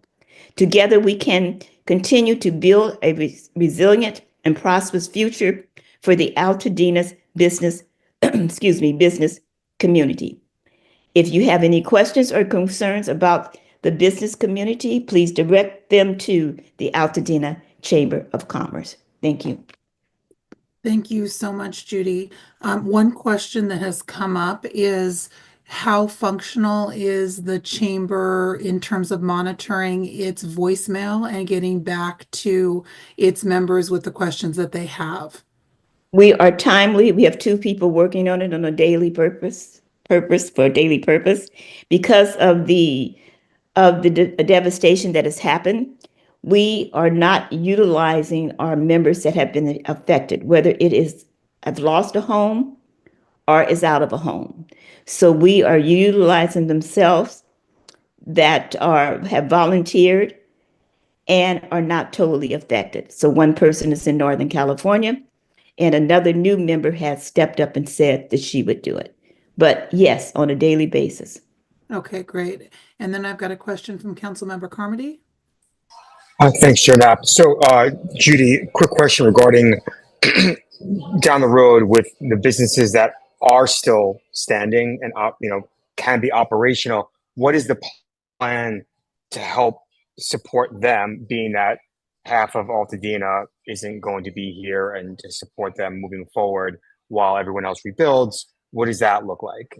Just can you give some detail on that? We have introduced into those particular businesses the option through our new management for the chambers, which is Chamber Nation. They could be trained by an expert, and most of them are wanting to do this, is to transition from in-person to a temporary virtual or online business. That's what is being shared with them, and they want to take the training to do that. Some. Those who are not opting to do that is basically trying to think of, how can I stay here? How can I stay in Altadena? Is there some other place that I can go? Again, as I presented in my comment this evening, the option is speaking to one of our committee persons that deals with vacant spaces, homes, or whatever, and they can address that with them. Our services are being provided in all aspects. Thank you. And Councilmember Stuart Gordon. Hi, Judy. Is it possible we can get a list of the businesses that are still there? So sometime in the near future, we can share that and still try to support their businesses, to keep them afloat while they're making decisions on what they're going to do. So if we can get a list of businesses that are still in business and those that are not. Okay, I believe you've asked me that before. We have compiled the list that was provided by the county. If you would like to have that list, I suggest that you join one of the committees that I've indicated here. The list can be provided, but some of the businesses on the list are not even standing. Some of the businesses are standing. The list is not accurate. Okay, so once that list is made accurate, you are welcome to share it. But one thing I think we should not do, and that is each person doing the same thing. What that does, it's insulting to the business, and it becomes an overreach. You do not want to overreach, because that overreach does not look to be productive. But yes, it will be provided. Thank you. Thank you, Councilmember Roverly. Will that list include businesses that are not part of the Chamber of Commerce, or will that only be a list of businesses that are members of the Chamber of Commerce? if the list is being requested by V, I believe her request is for what, all current businesses? Is that correct, V? Yes, that are within the Altadena, yes. Then, okay. The current list, the list that we have now that went out on the voice messaging today, I don't know if any of you received it. If you remember, you should have. Were all businesses in Altadena, whether they're a member or not. Okay, because we're trying to save our community. You don't have to be a member to save the community. So, so to answer that question, that list is not just members. It is businesses, all the businesses in Altadena. But again, as I said, the list could be provided. But if you need to let me know specifically, what do you want? Do you want the list of everyone? No, I can't give that to you because it's not confirmed. If you want the list of businesses, you will receive the list of businesses that we have. Great, that's a thumbs up from Adam. And from Vi, we'll get the list and work from that. Okay, in the interest of time, we've got, thank you so much, Judy. I know that you're far away and it's very late where you are, so we appreciate your being here. We have a number of questions going into the Zoom chat. And so I'm going to transition to asking some of these questions. I do understand that I'm just going to take a quick look, additional members from Public Works here, which I think is that where a lot of these questions will be. So the first question I have, and anyone can unmute themselves to answer, will local builders be Chair Knapp? Yes, sir. I'm sorry to interrupt. I just wanted to comment on two things. Council members and people listening, if there were questions unanswered, please continue in the We lost you, Nick. streaming chat. Council members, you're welcome.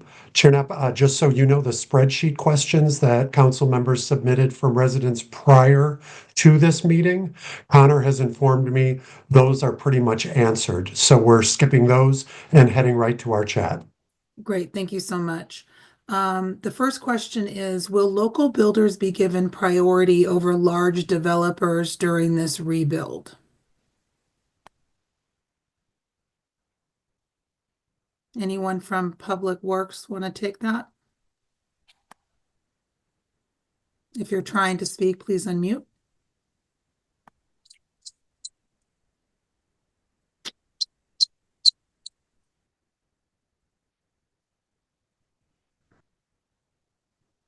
Okay, I'm going to keep going. Let's see what we have here. Sorry, Chair. Yes, sir. I'm so sorry, Chair. If we can, to be equitable of how the questions came in, if we can scroll to the top of the chat, the one you asked, I think just came in. Okay, go ahead. So going to the top of the chat, Chair, the first question is there a moratorium on rent increases or a disaster ordinance in place to protect current renters from any increase? Can you explain exactly what the ordinance is?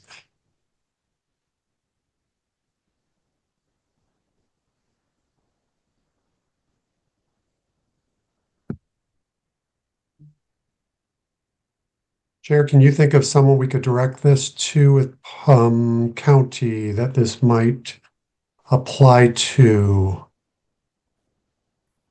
I mean, it probably would have been a question that the supervisor could have addressed, and then she had to drop off to get to another meeting. So, in the interest of moving ahead, since no one chimed in, let's go to the next question. Thank you, Chair. Are landlords responsible for interior testing and safe habitability for renters? I believe Councilmember Morona might have tried to answer that. Yeah, I have heard from several renters that the interior of their home, like couches, things they purchase themselves and fill the home with, that is under renter's insurance. Any remediation to the house is typically by the homeowner's insurance. And that is what I've heard from several people, but I'm no insurance agent. I would double check all of that with that. But I've heard from two separate people that are renters, that is the case. Thank you, Melissa. Chair, I've been notified that our representative from the Red Cross has returned. If people have questions for them. Great. And It's moving good to on see to the you other here, question. Diana, hold on one second. I also want everyone to know that's here that Mark Pistrella from Public Works is here. He's having trouble unmuting.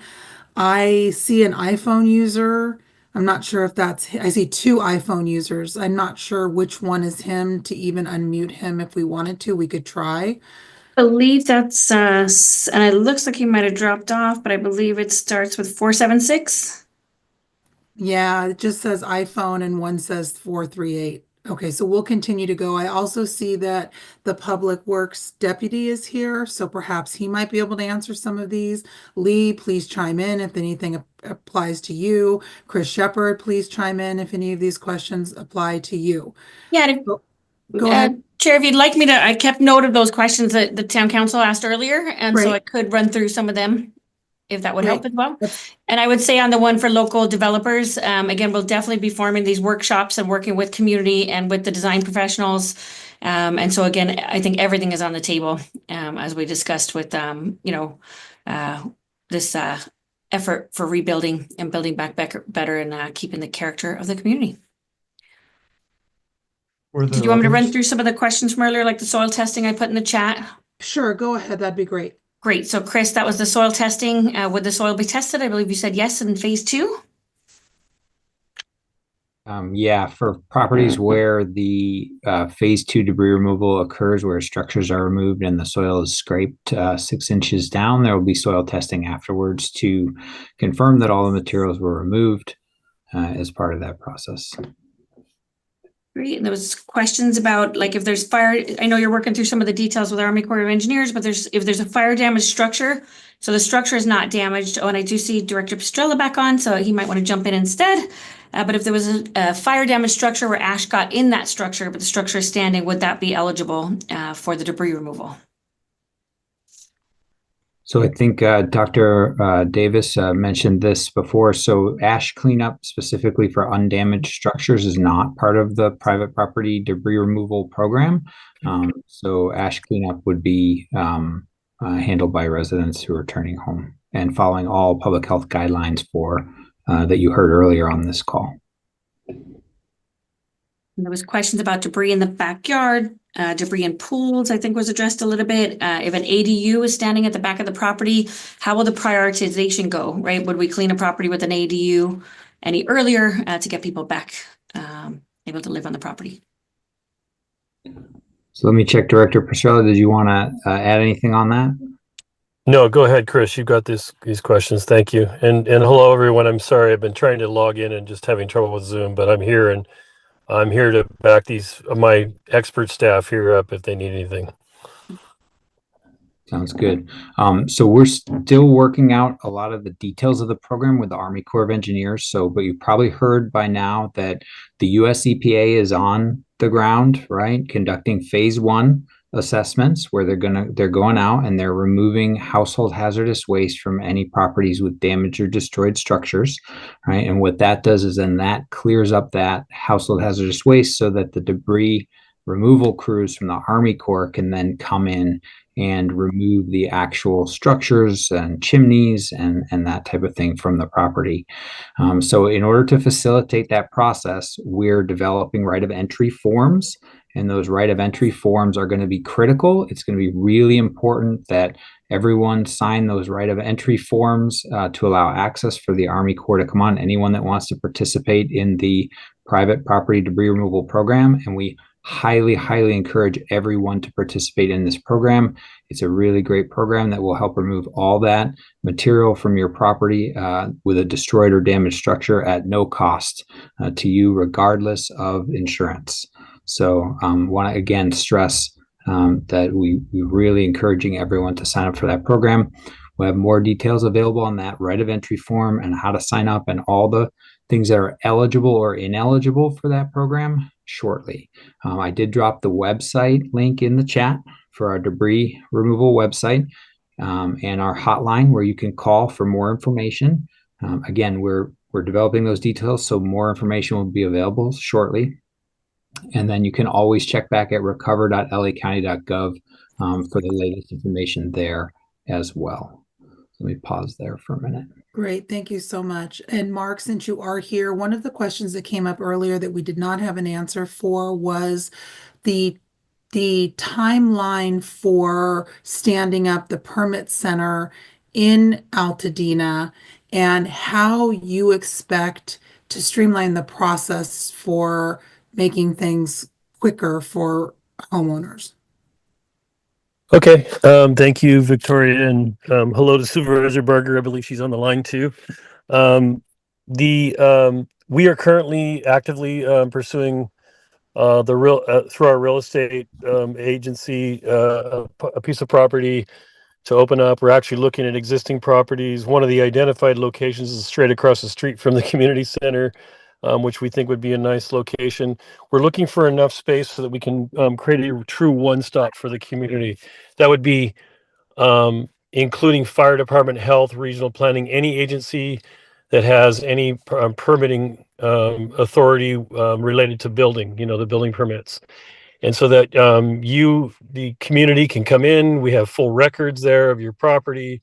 We can aid you and we can assist you in what you want to build, starting out with asking, what are we building today? So I'm actively pursuing that. We do have a facility next to in Altadena now, which is like a hoteling facility, but it's not open to the public necessarily, so it's not going to accommodate that kind of interaction. So with all that said, I'd like to stand something up within a 30 to 60 day period, and get you going. As Chris said to you, we're really focused right now on having property owners engage us on the debris disposal, because we know that's a first step in rebuilding and we want to get that set and rolling. But at the same time, what I would advise everyone to do is to secure, I know it's difficult to think about today, and not all of us have building plans ready to go, to start thinking about what you're going to want to reconstruct, working with your insurance companies, and then working with your local contractors to begin the process of developing plans. We want to get those plans in, get them designed by your contractor, architect, engineers, or you as a homeowner are going to design your own, and get those to us quickly. So the quicker you get in, the faster we can turn them around. And then you asked, what are we doing about the permit process? We just submitted a multi-pronged group of suggestions for the supervisor's consideration to reduce the timeline. This was a 7-day turnaround report that Supervisor Barger asked for. She asked for us to be innovative, to be creative, to think outside the box, and I think my staff has done that. We did that in coordination with the Department of Regional Planning, and Supervisor, that report's on your desk as of this morning. So Victoria, I saw some really neat ideas. I'm excited about what the art of the possible is. I also understand that this is above and beyond the normal, and we won't be treating it that way. We are looking on how we can build with you, while getting you resiliency and in your recovery. And what I mean by resiliency is we most definitely want to build in provisions into your structures that help you reduce the risk for anything like this to happen again. So we'll be looking, and we'll be putting our team on that. We're also calling on industry, the design community. We will be holding design community meetings at large, obviously starting with our locals, to talk about prescriptive types of construction that we can easily approve, and even pre-approving designers, local designers, architects, engineers, so that they can actually self-certify that their plans are compliant, which will allow us to move them very quickly through the building plan check phase. So lots of really good ideas. What I want to do is get you this report that we just got to Supervisor, take a look at it and give us some feedback. And, maybe we get some ideas from the community as well about how we can do that. A lot of this has to do with our engagement with you. We want to change that narrative about going into a building department. We want to be seen as a partner and not as an obstacle. And so we need to work with you to see what good looks like in that. And happy to start that conversation now. Great. One question that came up is, and I know this came up earlier and you addressed it at another meeting, but there's the concern from property owners about property lines and Yes. the lackadaisicalness of the property lines that existed in Altadena here too. Yeah. So how are we going to address that without having every property have to have a private surveyor out? Yeah, I've brought this issue up to our department, to Tammy Bodek from Regional Planning, because they're the ones that actually process. And the process is called Certificate of Compliance. And what it requires is a deed review. I used to do work in this section in Public Works, where you review the deeds that describe the property. Some of them are just words that describe the property lines. So one of the things I was suggesting to her, and I know we're working on it, is thinking about doing like wholesale certificates of compliance from multiple properties at one time. And there'd be cost savings there. And I think Supervisor would most definitely entertain us working that way with you. The county surveyor is actually located in my offices. It's one of the titles I have. And that county surveyor is actually the one that certifies the lots boundaries. So we do the review of these certificate of compliance. So I need to think through it, how we could do this. I think we need to do it like track by track or neighborhood by neighborhood. Because I did see what you were talking about. I went and looked at a survey of the area, and I could see you're showing us dashed lines on our track maps. These are the ones that have never been certified, and you were correct. There are quite a few. So we this is something I have as an action item, and I'll get back to you what we're going to propose. Okay, great. Another question from the chat is, how are mature oak trees being assessed, protected in the Yes. remediation process?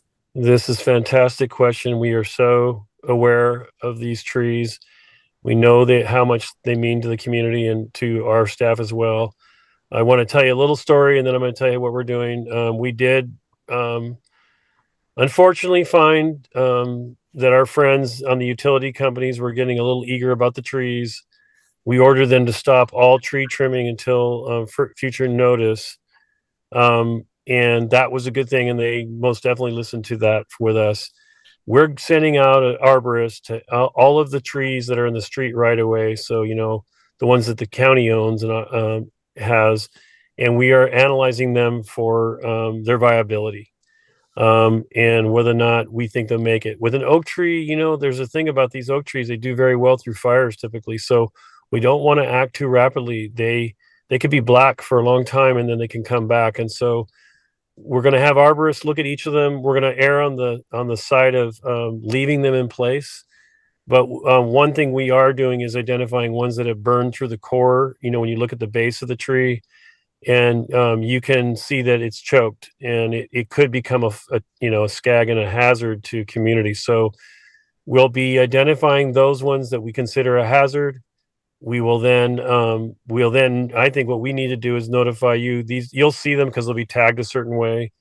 And then we'll be making the rounds on those ones that are hazards. But again, we're leaning towards, leaving them in place and let's see if Mother Nature can bring them back. You may see trimming of them, and when those trimming cannot be done by anybody but a certified arborist.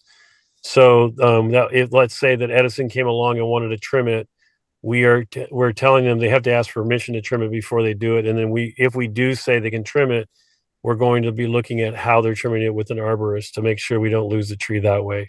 And then on your personal properties, same thing with the Corps of Engineers. I talked to the Colonel. I'm really proud to tell you that the Army Corps of Engineers, I have a strong relationship with them, and they have sent us straight to your community. Colonel Swenson, he is the colonel that actually completed the cleanup in Lahaina, Maui, just recently. And I found it to be very impressive and a forthcoming individual. And he's very excited to meet all of you. He has said on trees that we will do custom review of every lot before we touch any tree. We will engage with you on those trees and make it a priority to communicate what tree they believe needs to go or not going to make it safe for them to do their work.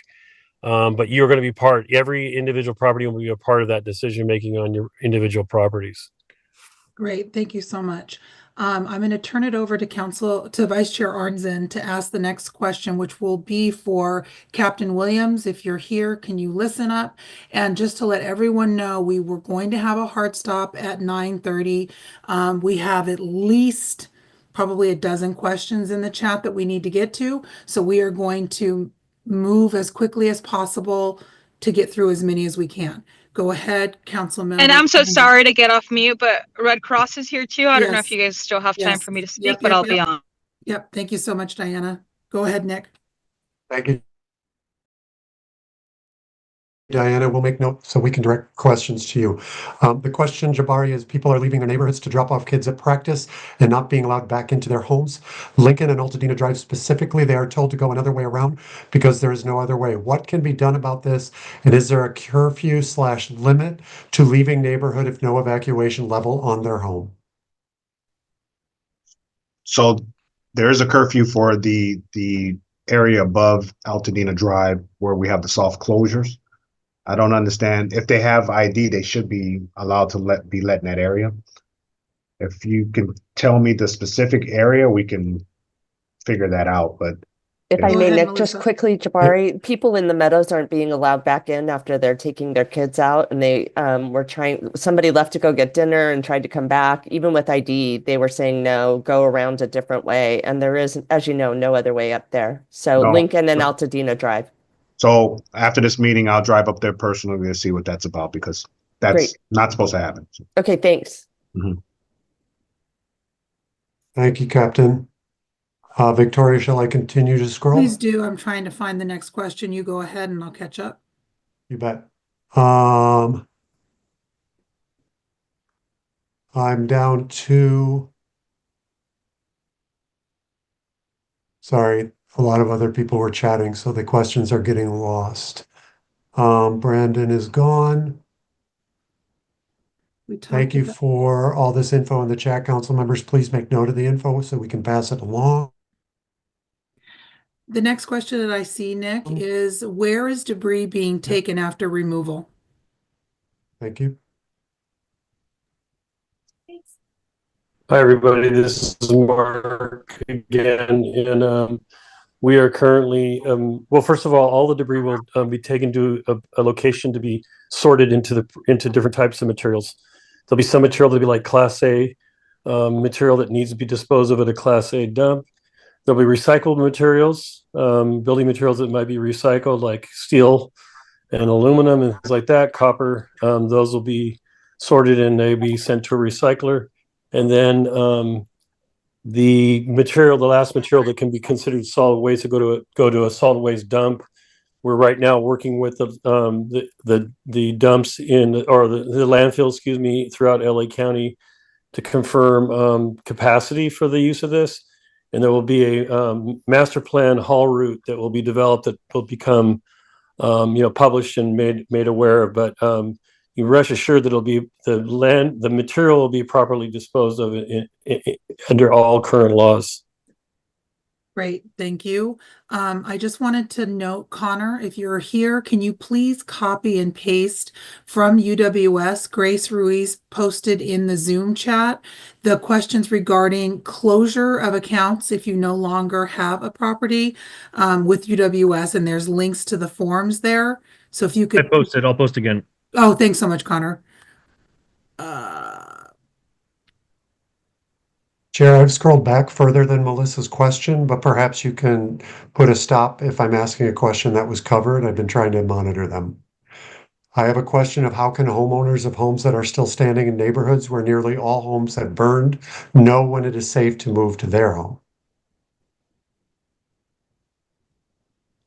I would suspect public health. That's actually a joint question for public health and for public works. Public Works has labeled all properties that we believe are safe to occupy. We didn't label them green. If you don't see a red card or a yellow card on your property, that means the structure itself is considered safe for occupancy. And then I'll let public health talk about the health aspects of living in a neighborhood with ash and debris surrounding. Thank you, Dr. Davis. Yeah, that's I think it's a question of what happens in terms of debris removal once you get to phase two, whether or not people will be allowed, if their structures are intact, to be in that area or live in that property once debris phase two starts. And that's a question that I can't answer directly. I don't know what that process is going to be in terms of phase two. I can tell Thank you you. that what happened, and we're negotiating for this right now in Lahaina, was that EPA used a tackifier to hold down dust in between phase one and phase two, and then the Army Corps of Engineers uses a dust monitoring system. Once they go in, they fence the property that is being cleaned. They are testing for the air quality standards that's safety for the workers, and all those workers. That worker standard is a standard for community at large, so they won't move material if they're violating AQMD rules and laws, or creating a health hazard for the folks that are working there, and should give you some sense of safety, because they will do that. But there will be on wind days there will be no work, because what happens is AQMD will not allow the work when we have dust particles at a certain level. But it is going to be a challenge if you're living in the area in a home. You're gonna want to be changing out your air filters in your HVAC system. You're going to want to be masking. It is, but however, I would say again, it is going to be a challenge to live in that zone as we get going with the fairly large debris removal. It's something I would talk to your insurance company about, whether or not they would provide housing during that period for you. So I just think that's something you might want to check with your insurance company. Great, thank you, Mark. A question came in, Chris Shepard, earlier. How will residents, oh, you just answered it in the chat. Will you answer it out loud? And it is, how will residents receive communication as phase two debris removal is planned so that residents can be aware of upcoming work? Sure. So we're going to be sending out outreach material through every method possible, through newsletters, social media, online, through our website, and the recover.lacounty.gov website as well. You can call our debris hotline at 844-FIRE-DEBRIS. That's 844-347-3332. And we will get you signed up to receive those newsletters for more information. Specifically, the US EPA and the Army Corps are all using GIS platforms that do allow them to make information available at some point, similar to the DINs that we're all familiar with on the CAL FIRE maps. So we do expect there'll be some type of application like that kind of shows the progress of the cleanup as well. So more to come on that as those efforts progress, but we expect there'll be a feature like that available as well. Great, thank you so much. We have wrapped the questions from YouTube. However, I did want to give council members any opportunity to ask any last questions before we wrap. We are at 9:31. And before I did that, I had a question, which again has left my brain, but I'm sure we'll come back as soon as we start talking. I see that Anish is here and go ahead, Nick. I'm sorry, we're not finished with all of the questions from residents. Connor React said that there are no other questions. And he said he has none. Coming in or scrolling back? Either. I mean, Connor, you feel confident they've all been answered? He I feel said, confident. I've gave last call, and I've told them a bit ago that we're closed and to follow up with their council reps, and we'll get them information on questions going forward. So I feel pretty confident we've addressed a lot. And we can depend that residents are knowing that you're clearing that everything you've put in the chat you feel has been answered. Is that correct? I feel confident we've done a pretty good job Okay. tonight. Okay. Thank you, Connor. Thank you, Chair. I see the Public Works Deputy Anish is here. Anish, go ahead. Hi, good evening, Victoria. There was one question that I heard earlier that didn't get a response because that was related to tenant protections and price gouging for people that are seeking housing options. That is something that we are partnering with the Department of Consumer and Business Affairs. So in the unincorporated areas, they manage the rent stabilization ordinance, which essentially limits how much rents can increase in a given calendar year for those rent stabilized units. But in addition to that, the Department of Consumer and Business Affairs is actually partnering with District Attorney Nathan Hochman to ensure that they immediately take action to investigate and react to any price gouging that could occur. And these things are provisions of laws that both the department and obviously the district attorney have authority to do so under declared emergencies. That sets a 10% price cap. So essentially, we've seen anecdotally that the departments are investigating rental units that have been delisted immediately after the fire and then relisted at significantly higher rental amounts. And so there's been an active effort by both the department and District Attorney Hochman to, make it very clear to those folks that, may see some profiteering chances that that will not be tolerated. It will be prosecuted, and we're making sure that as those reports come in to the department, that they're keeping us abreast of that. But just wanted to make sure we get that question answered, and we can have even more details given to you by the department, and we'll have a more detailed and thorough response sent to the town council. Great. Thank you so much, Anish. John, hold on one quick second. Chris, Sure. the question is, I guess it would be for you. How long do you expect the hazardous household waste debris removal to take? And will we be notified that it has completed? And could debris removal come in behind it before that entire process is completed if you complete a particular zone? So they're moving forward across town, let's say, or in a zone.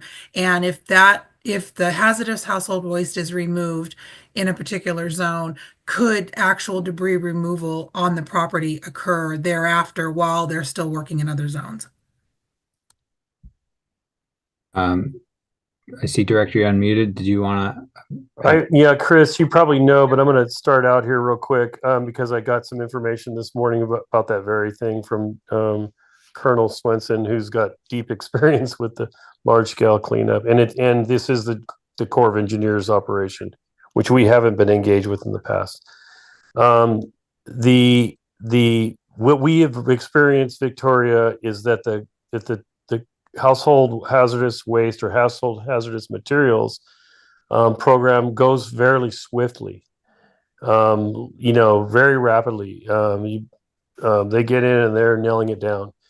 You'll know they're done because they're going to put a placard on your property that says the site has been reviewed and certified for those purposes of removal of household hazardous waste. It'll also be up on the DINS report or the mapping GIS mapping that Chris brought up. We think they're going to move at such a pace that that we wouldn't be even ready. The Corps would not even be ready to start the debris removal because the process involves us getting you signed up and gathering what's called the ROEs, and then analyzing the most pragmatic way to get the work done. And that'll be custom to Altadena. And so we don't see that we will be on the site cleaning or Army Corps at the same time that EPA is done. In fact, the gap between the EPA and the Corps is actually a time maybe for people to do that sifting they want to do on their property or that look. I would suggest waiting till after that EPA work is done, and then utilizing proper cleanup, methods for your health and equipment, PPE, and potentially having specialists help you do that review, because some people want to go in and look for jewelry.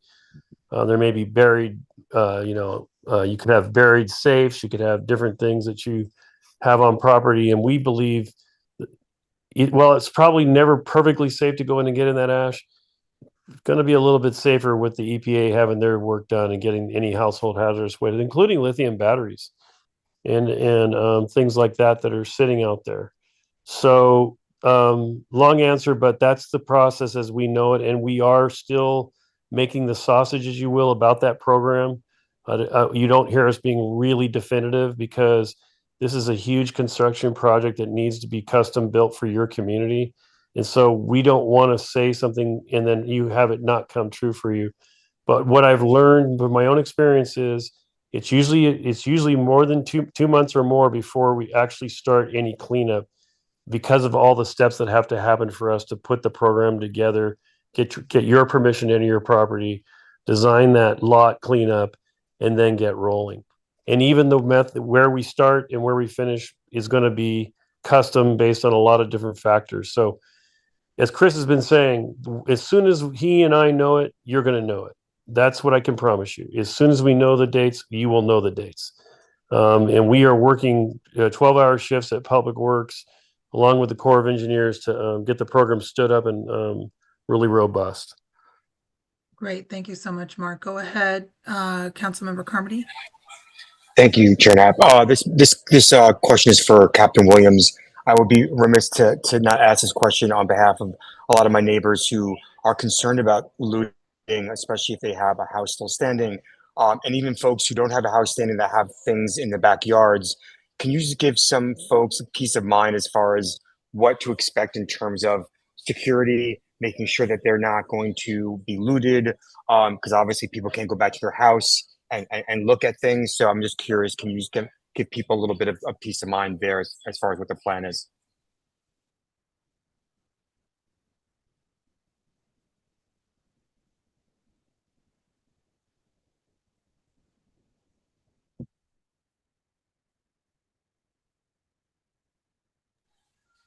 Was I on mute? You were you were not on mute, but I don't know. Okay, I just want to make sure that I didn't ask that question on mute. Okay, cool. No, I heard you. Captain Williams, I don't know, maybe he stepped away. Are you still there to answer this question regarding looting? Let me see if he comes back on camera. If not, John, we'll circle back around. I'll text him to see if he's still here. There he is. There he is. Okay. Did you hear the question, Captain Williams? Can you please repeat it for me? Go ahead, John. Sure. Thanks, Captain Williams. So I would be remiss not to mention neighbors who are concerned about looting, especially if they have, say, a house still standing, but even folks who don't have a house standing that have, say, things in their backyard still. Can you give folks some peace of mind as far as what they can expect in terms of a plan, security, like just what they can expect in that regard so they're not concerned? Because obviously nobody can go back to their homes right now. Yeah, so the patrols in place are not just for homes that are standing, it's for all of Altadena, regardless of the condition of their homes. So we really rely on the public to notify us if they see anything suspicious or out of the ordinary. If a neighbor noticed someone gathering things out of another person's damaged property, they need to let us know. We'll go over there and investigate. If we were to stop someone that's taking things out of a area and they can't prove that they're supposed to be working there, then we got them. That's a good arrest right there. So sometimes as we're passing by, we may not be able to stop everyone. This is especially during the day because there's a lot of people out doing different things. But that is something that will be included in our patrols to check on people that are taking things out of damaged homes. Okay, thank you. Thank you. We're going to go to Council Member Stuart Gordon. Hold on one quick second. We are going to wrap this up, guys. So just think of last questions. And then, oh my God, my other thought lost my brain again. So come back. Okay. Go ahead, Mike. All right. One of the questions was residents being notified via mail regarding the different phases, phase 1, phase 2, that their house have received a red tag, yellow, green, because they are picking up their mail at the post office on Orange Grove and Fair Oaks. That's one question. And then also, two, there may be a possible available building, the Webster building right there in Mariposa and Lake. That's a pretty large building. Just putting that out there. Thank you. Yeah, For unfortunately. the one-stop shop. Yeah, just quickly, that building is in such a state of disrepair that it wouldn't be inhabitable. But that's a good thought. Go ahead, Councilmember Arnzen. Wait, is a question regarding mail. Are we going to be notifying? If Public Works is right, Yes, it's also Public notifying the Works, yeah. residents. So as it Mhm. relates to any of this, are we reaching out to residents as it relates to phase 1, phase 2, timing, anything via USPS? We will not be sending mailing that whether the status of the occupancy, the red tag or yellow tag, how that goes is when you go to see your property, you'll see a placard there, and there's a phone number on the tag that you can call for more information about, especially the yellow tags, what the restrictions are. On the phase 1, phase 2 debris cleanup, yes, once you sign up, we will need that, we'll have your address, so we will be mailing to you to notify you about the program. But the key is for us to get you signed up so we can get the best contact information for you possible. But to be very clear, yes, we will be using US mail to notify you of recovery efforts, of information regarding the debris disposal program.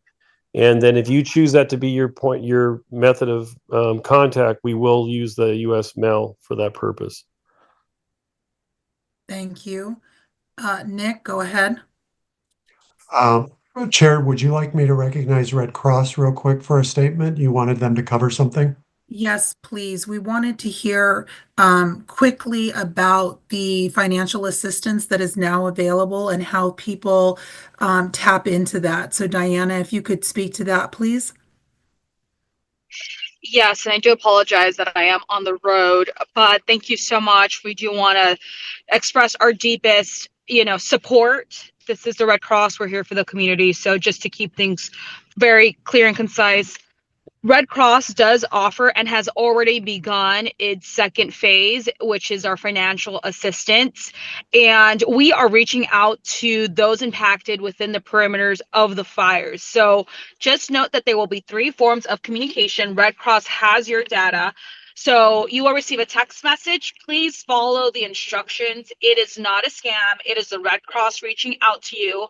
If there is no response, then you will receive an email. And if there's no response to the email, you will receive a phone call from Red Cross. Now, if you would like to feel certainty that you are speaking to the Red Cross, you can go to redcross.org/get-help, or you can call 1-800-RED-CROSS. Now, we are helping with immediate assistance and long-term recovery. So each case can vary. So let's say, for example, I saw a renter's comment, right? If you are looking for a place to stay and you've already found a lease, perhaps that means we are helping with first and last month's rent's deposit, right? Or let's say someone has family in Ohio that is going to take them in for a long extended time. Perhaps Red Cross will help with the plane tickets, right? So each case will vary to help those impacted, start their next phase. It's also a place to have that long-term planning because Red Cross is here for the long term. And just note that as you're in our system working with our caseworkers, we have an extensive database of partners with resources looking to help those. So let's say at one point you end up building your house, there are various organizations reaching out to us with various resources that we could then ensure you are connected with them. So we highly recommend everyone be alert, make sure you follow the instructions. And if you need any help, please note you can just call us directly. Again, it's 1-800-RED-CROSS. And I would just like to reiterate, our shelters are still open. You do not need to stay at our shelters to receive any of our resources. We help with replacing prescription glasses, prescription medication, mental health for children and adults.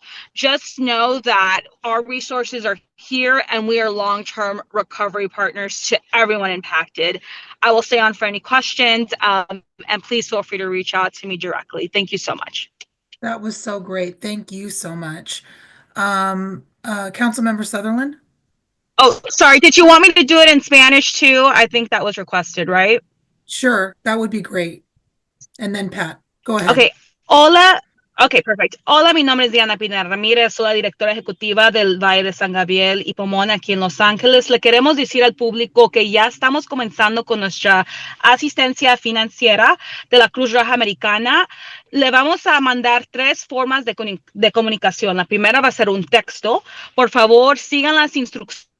Si no responden al texto, luego van a recibir un correo electrónico. Si no responden a eso, luego van a recibir una llamada. Pero si ustedes se quieren sentir más seguro que es la Cruz Roja Americana con cual usted está platicando, pueden visitarlos a la cruzrojaamericana.org o pueden llamar 1-800-733-2767 para obtener nuestra ayuda. Ahora, ya cuando están en el sistema, vamos a ayudar con asistencia financiera inmediata y luego, dependiendo del caso, hay que decir si ustedes son rentores y quieren ayuda con el depósito de la primera y último mes, quizás es lo que nosotros podemos ayudar. También si ustedes quizás tengan familia en Florida, se quieren irse para allá, quizás le vamos a ayudar con el vuelo, ¿verdad? También le queremos decir al público que nuestros recursos son para todos. Our resources are for everyone, no importa de su estatus legal. Your legal status does not matter. You can still obtain our resources. Agarrando ayuda de la Cruz Roja no le va a afectar en lo que ustedes van a recibir con FEMA, ni le va a afectar en su reporte de aseguranza. If you receive our services, it will not affect your FEMA claim, nor will it affect your insurance claim either. So, por favor, si ustedes necesitan ayuda, sepan que también estamos trabajando con los consulados de México, Honduras, de casi todos los consulados de Latinoamérica. So, por favor, si necesitan ayuda, si necesitan el apoyo, por favor, contacten a la cruzrojaamericana.org o llamen 1-800-733-2767. Okay. Thank you. That was so good. Thank you so much, Diana. I put my high school Spanish to the test. Councilmember Sutherland and then Councilmember Vega. Very briefly, and I don't know if anyone else has had this experience, and I'm sorry, I discovered it late in the day and wasn't able to check it out, but my block got its mail today. And I don't know if it was just over the weekend or if it was all of the stuff that had been gathering up. I don't know, but if anybody else knows how they're, deciding on what to be delivered would be helpful to know. Susie, if you're still here, will you make note of that? Because I saw that with some of the President's Streets and I think another part of Altadena where mail delivery resumed. So we might want to get like a communication out about how they're deciding who they're delivering to. And especially in neighborhoods where there could have been 20 houses on a street, but there's only 2 still standing. Are those going to get their mail returned now? In person. So if you heard me, if we can get some clarification on mail delivery. I will follow up. Thank you so much. Thank you so much. Okay, we are going to go to our last, I think it's our last, let me check. Yep, Sylvia Vega, go ahead. Thank you. Dr. Davis, I have a couple questions for you. Are you still here?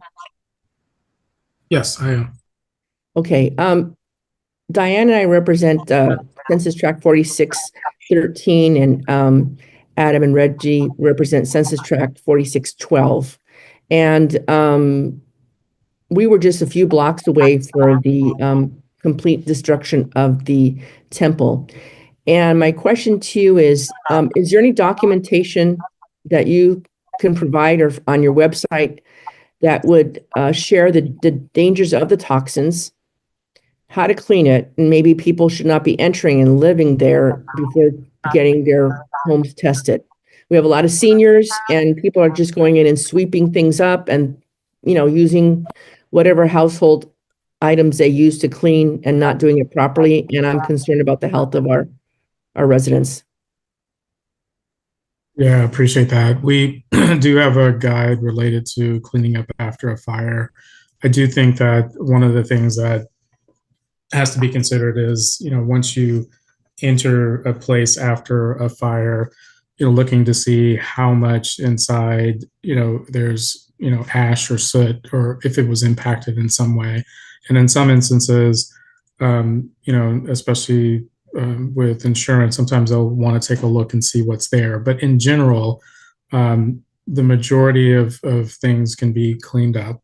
But again, every place is going to be different in terms of what they run into. And so it's hard to give, specific direction depending on, what the scenario is. But in general, if it's a lot, then, that maybe that it's something that really deserves more professional help in terms of cleaning and assessing the risk. But if it's not very much, we've given, information on how to go through and clean that up and the precautions to take while doing that.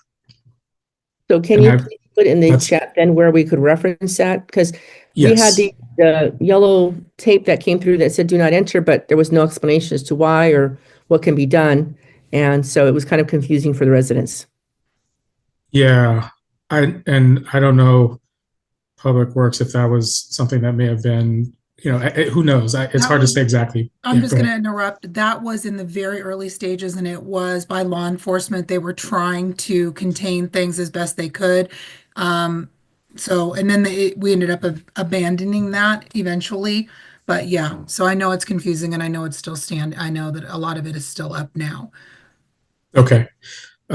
I will put specifically the guidance, but I did put earlier in the chat the website that has all links to all of our wildfire guidance, and cleanup and everything else there as well. But I'll put the specific cleanup FAQ in there.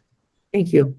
Okay, we are down to our final 7 minutes, and that will be, and we're going to literally dissolve from here. So, Captain Williams, is it possible to have office deputies remove the caution tape that we were surrounding neighborhoods with? Can the residents do it? Is there any guidance on that? And then Nick, after he answers, please go ahead.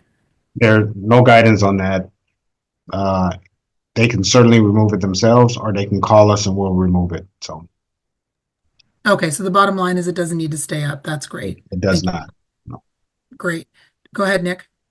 Thank you, Chair. Not questions, but for those county officials and others listening, I want you to know there were multiple questions about seniors and renters and concerns.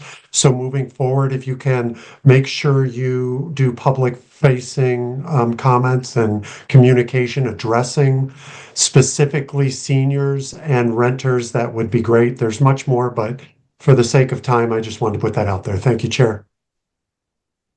Great. Okay, everyone, this has been an epically long meeting. We appreciate everyone who stayed on as long as you were able to. It's a very late night on top of very many sleepless nights. So I hope that the community has found this helpful.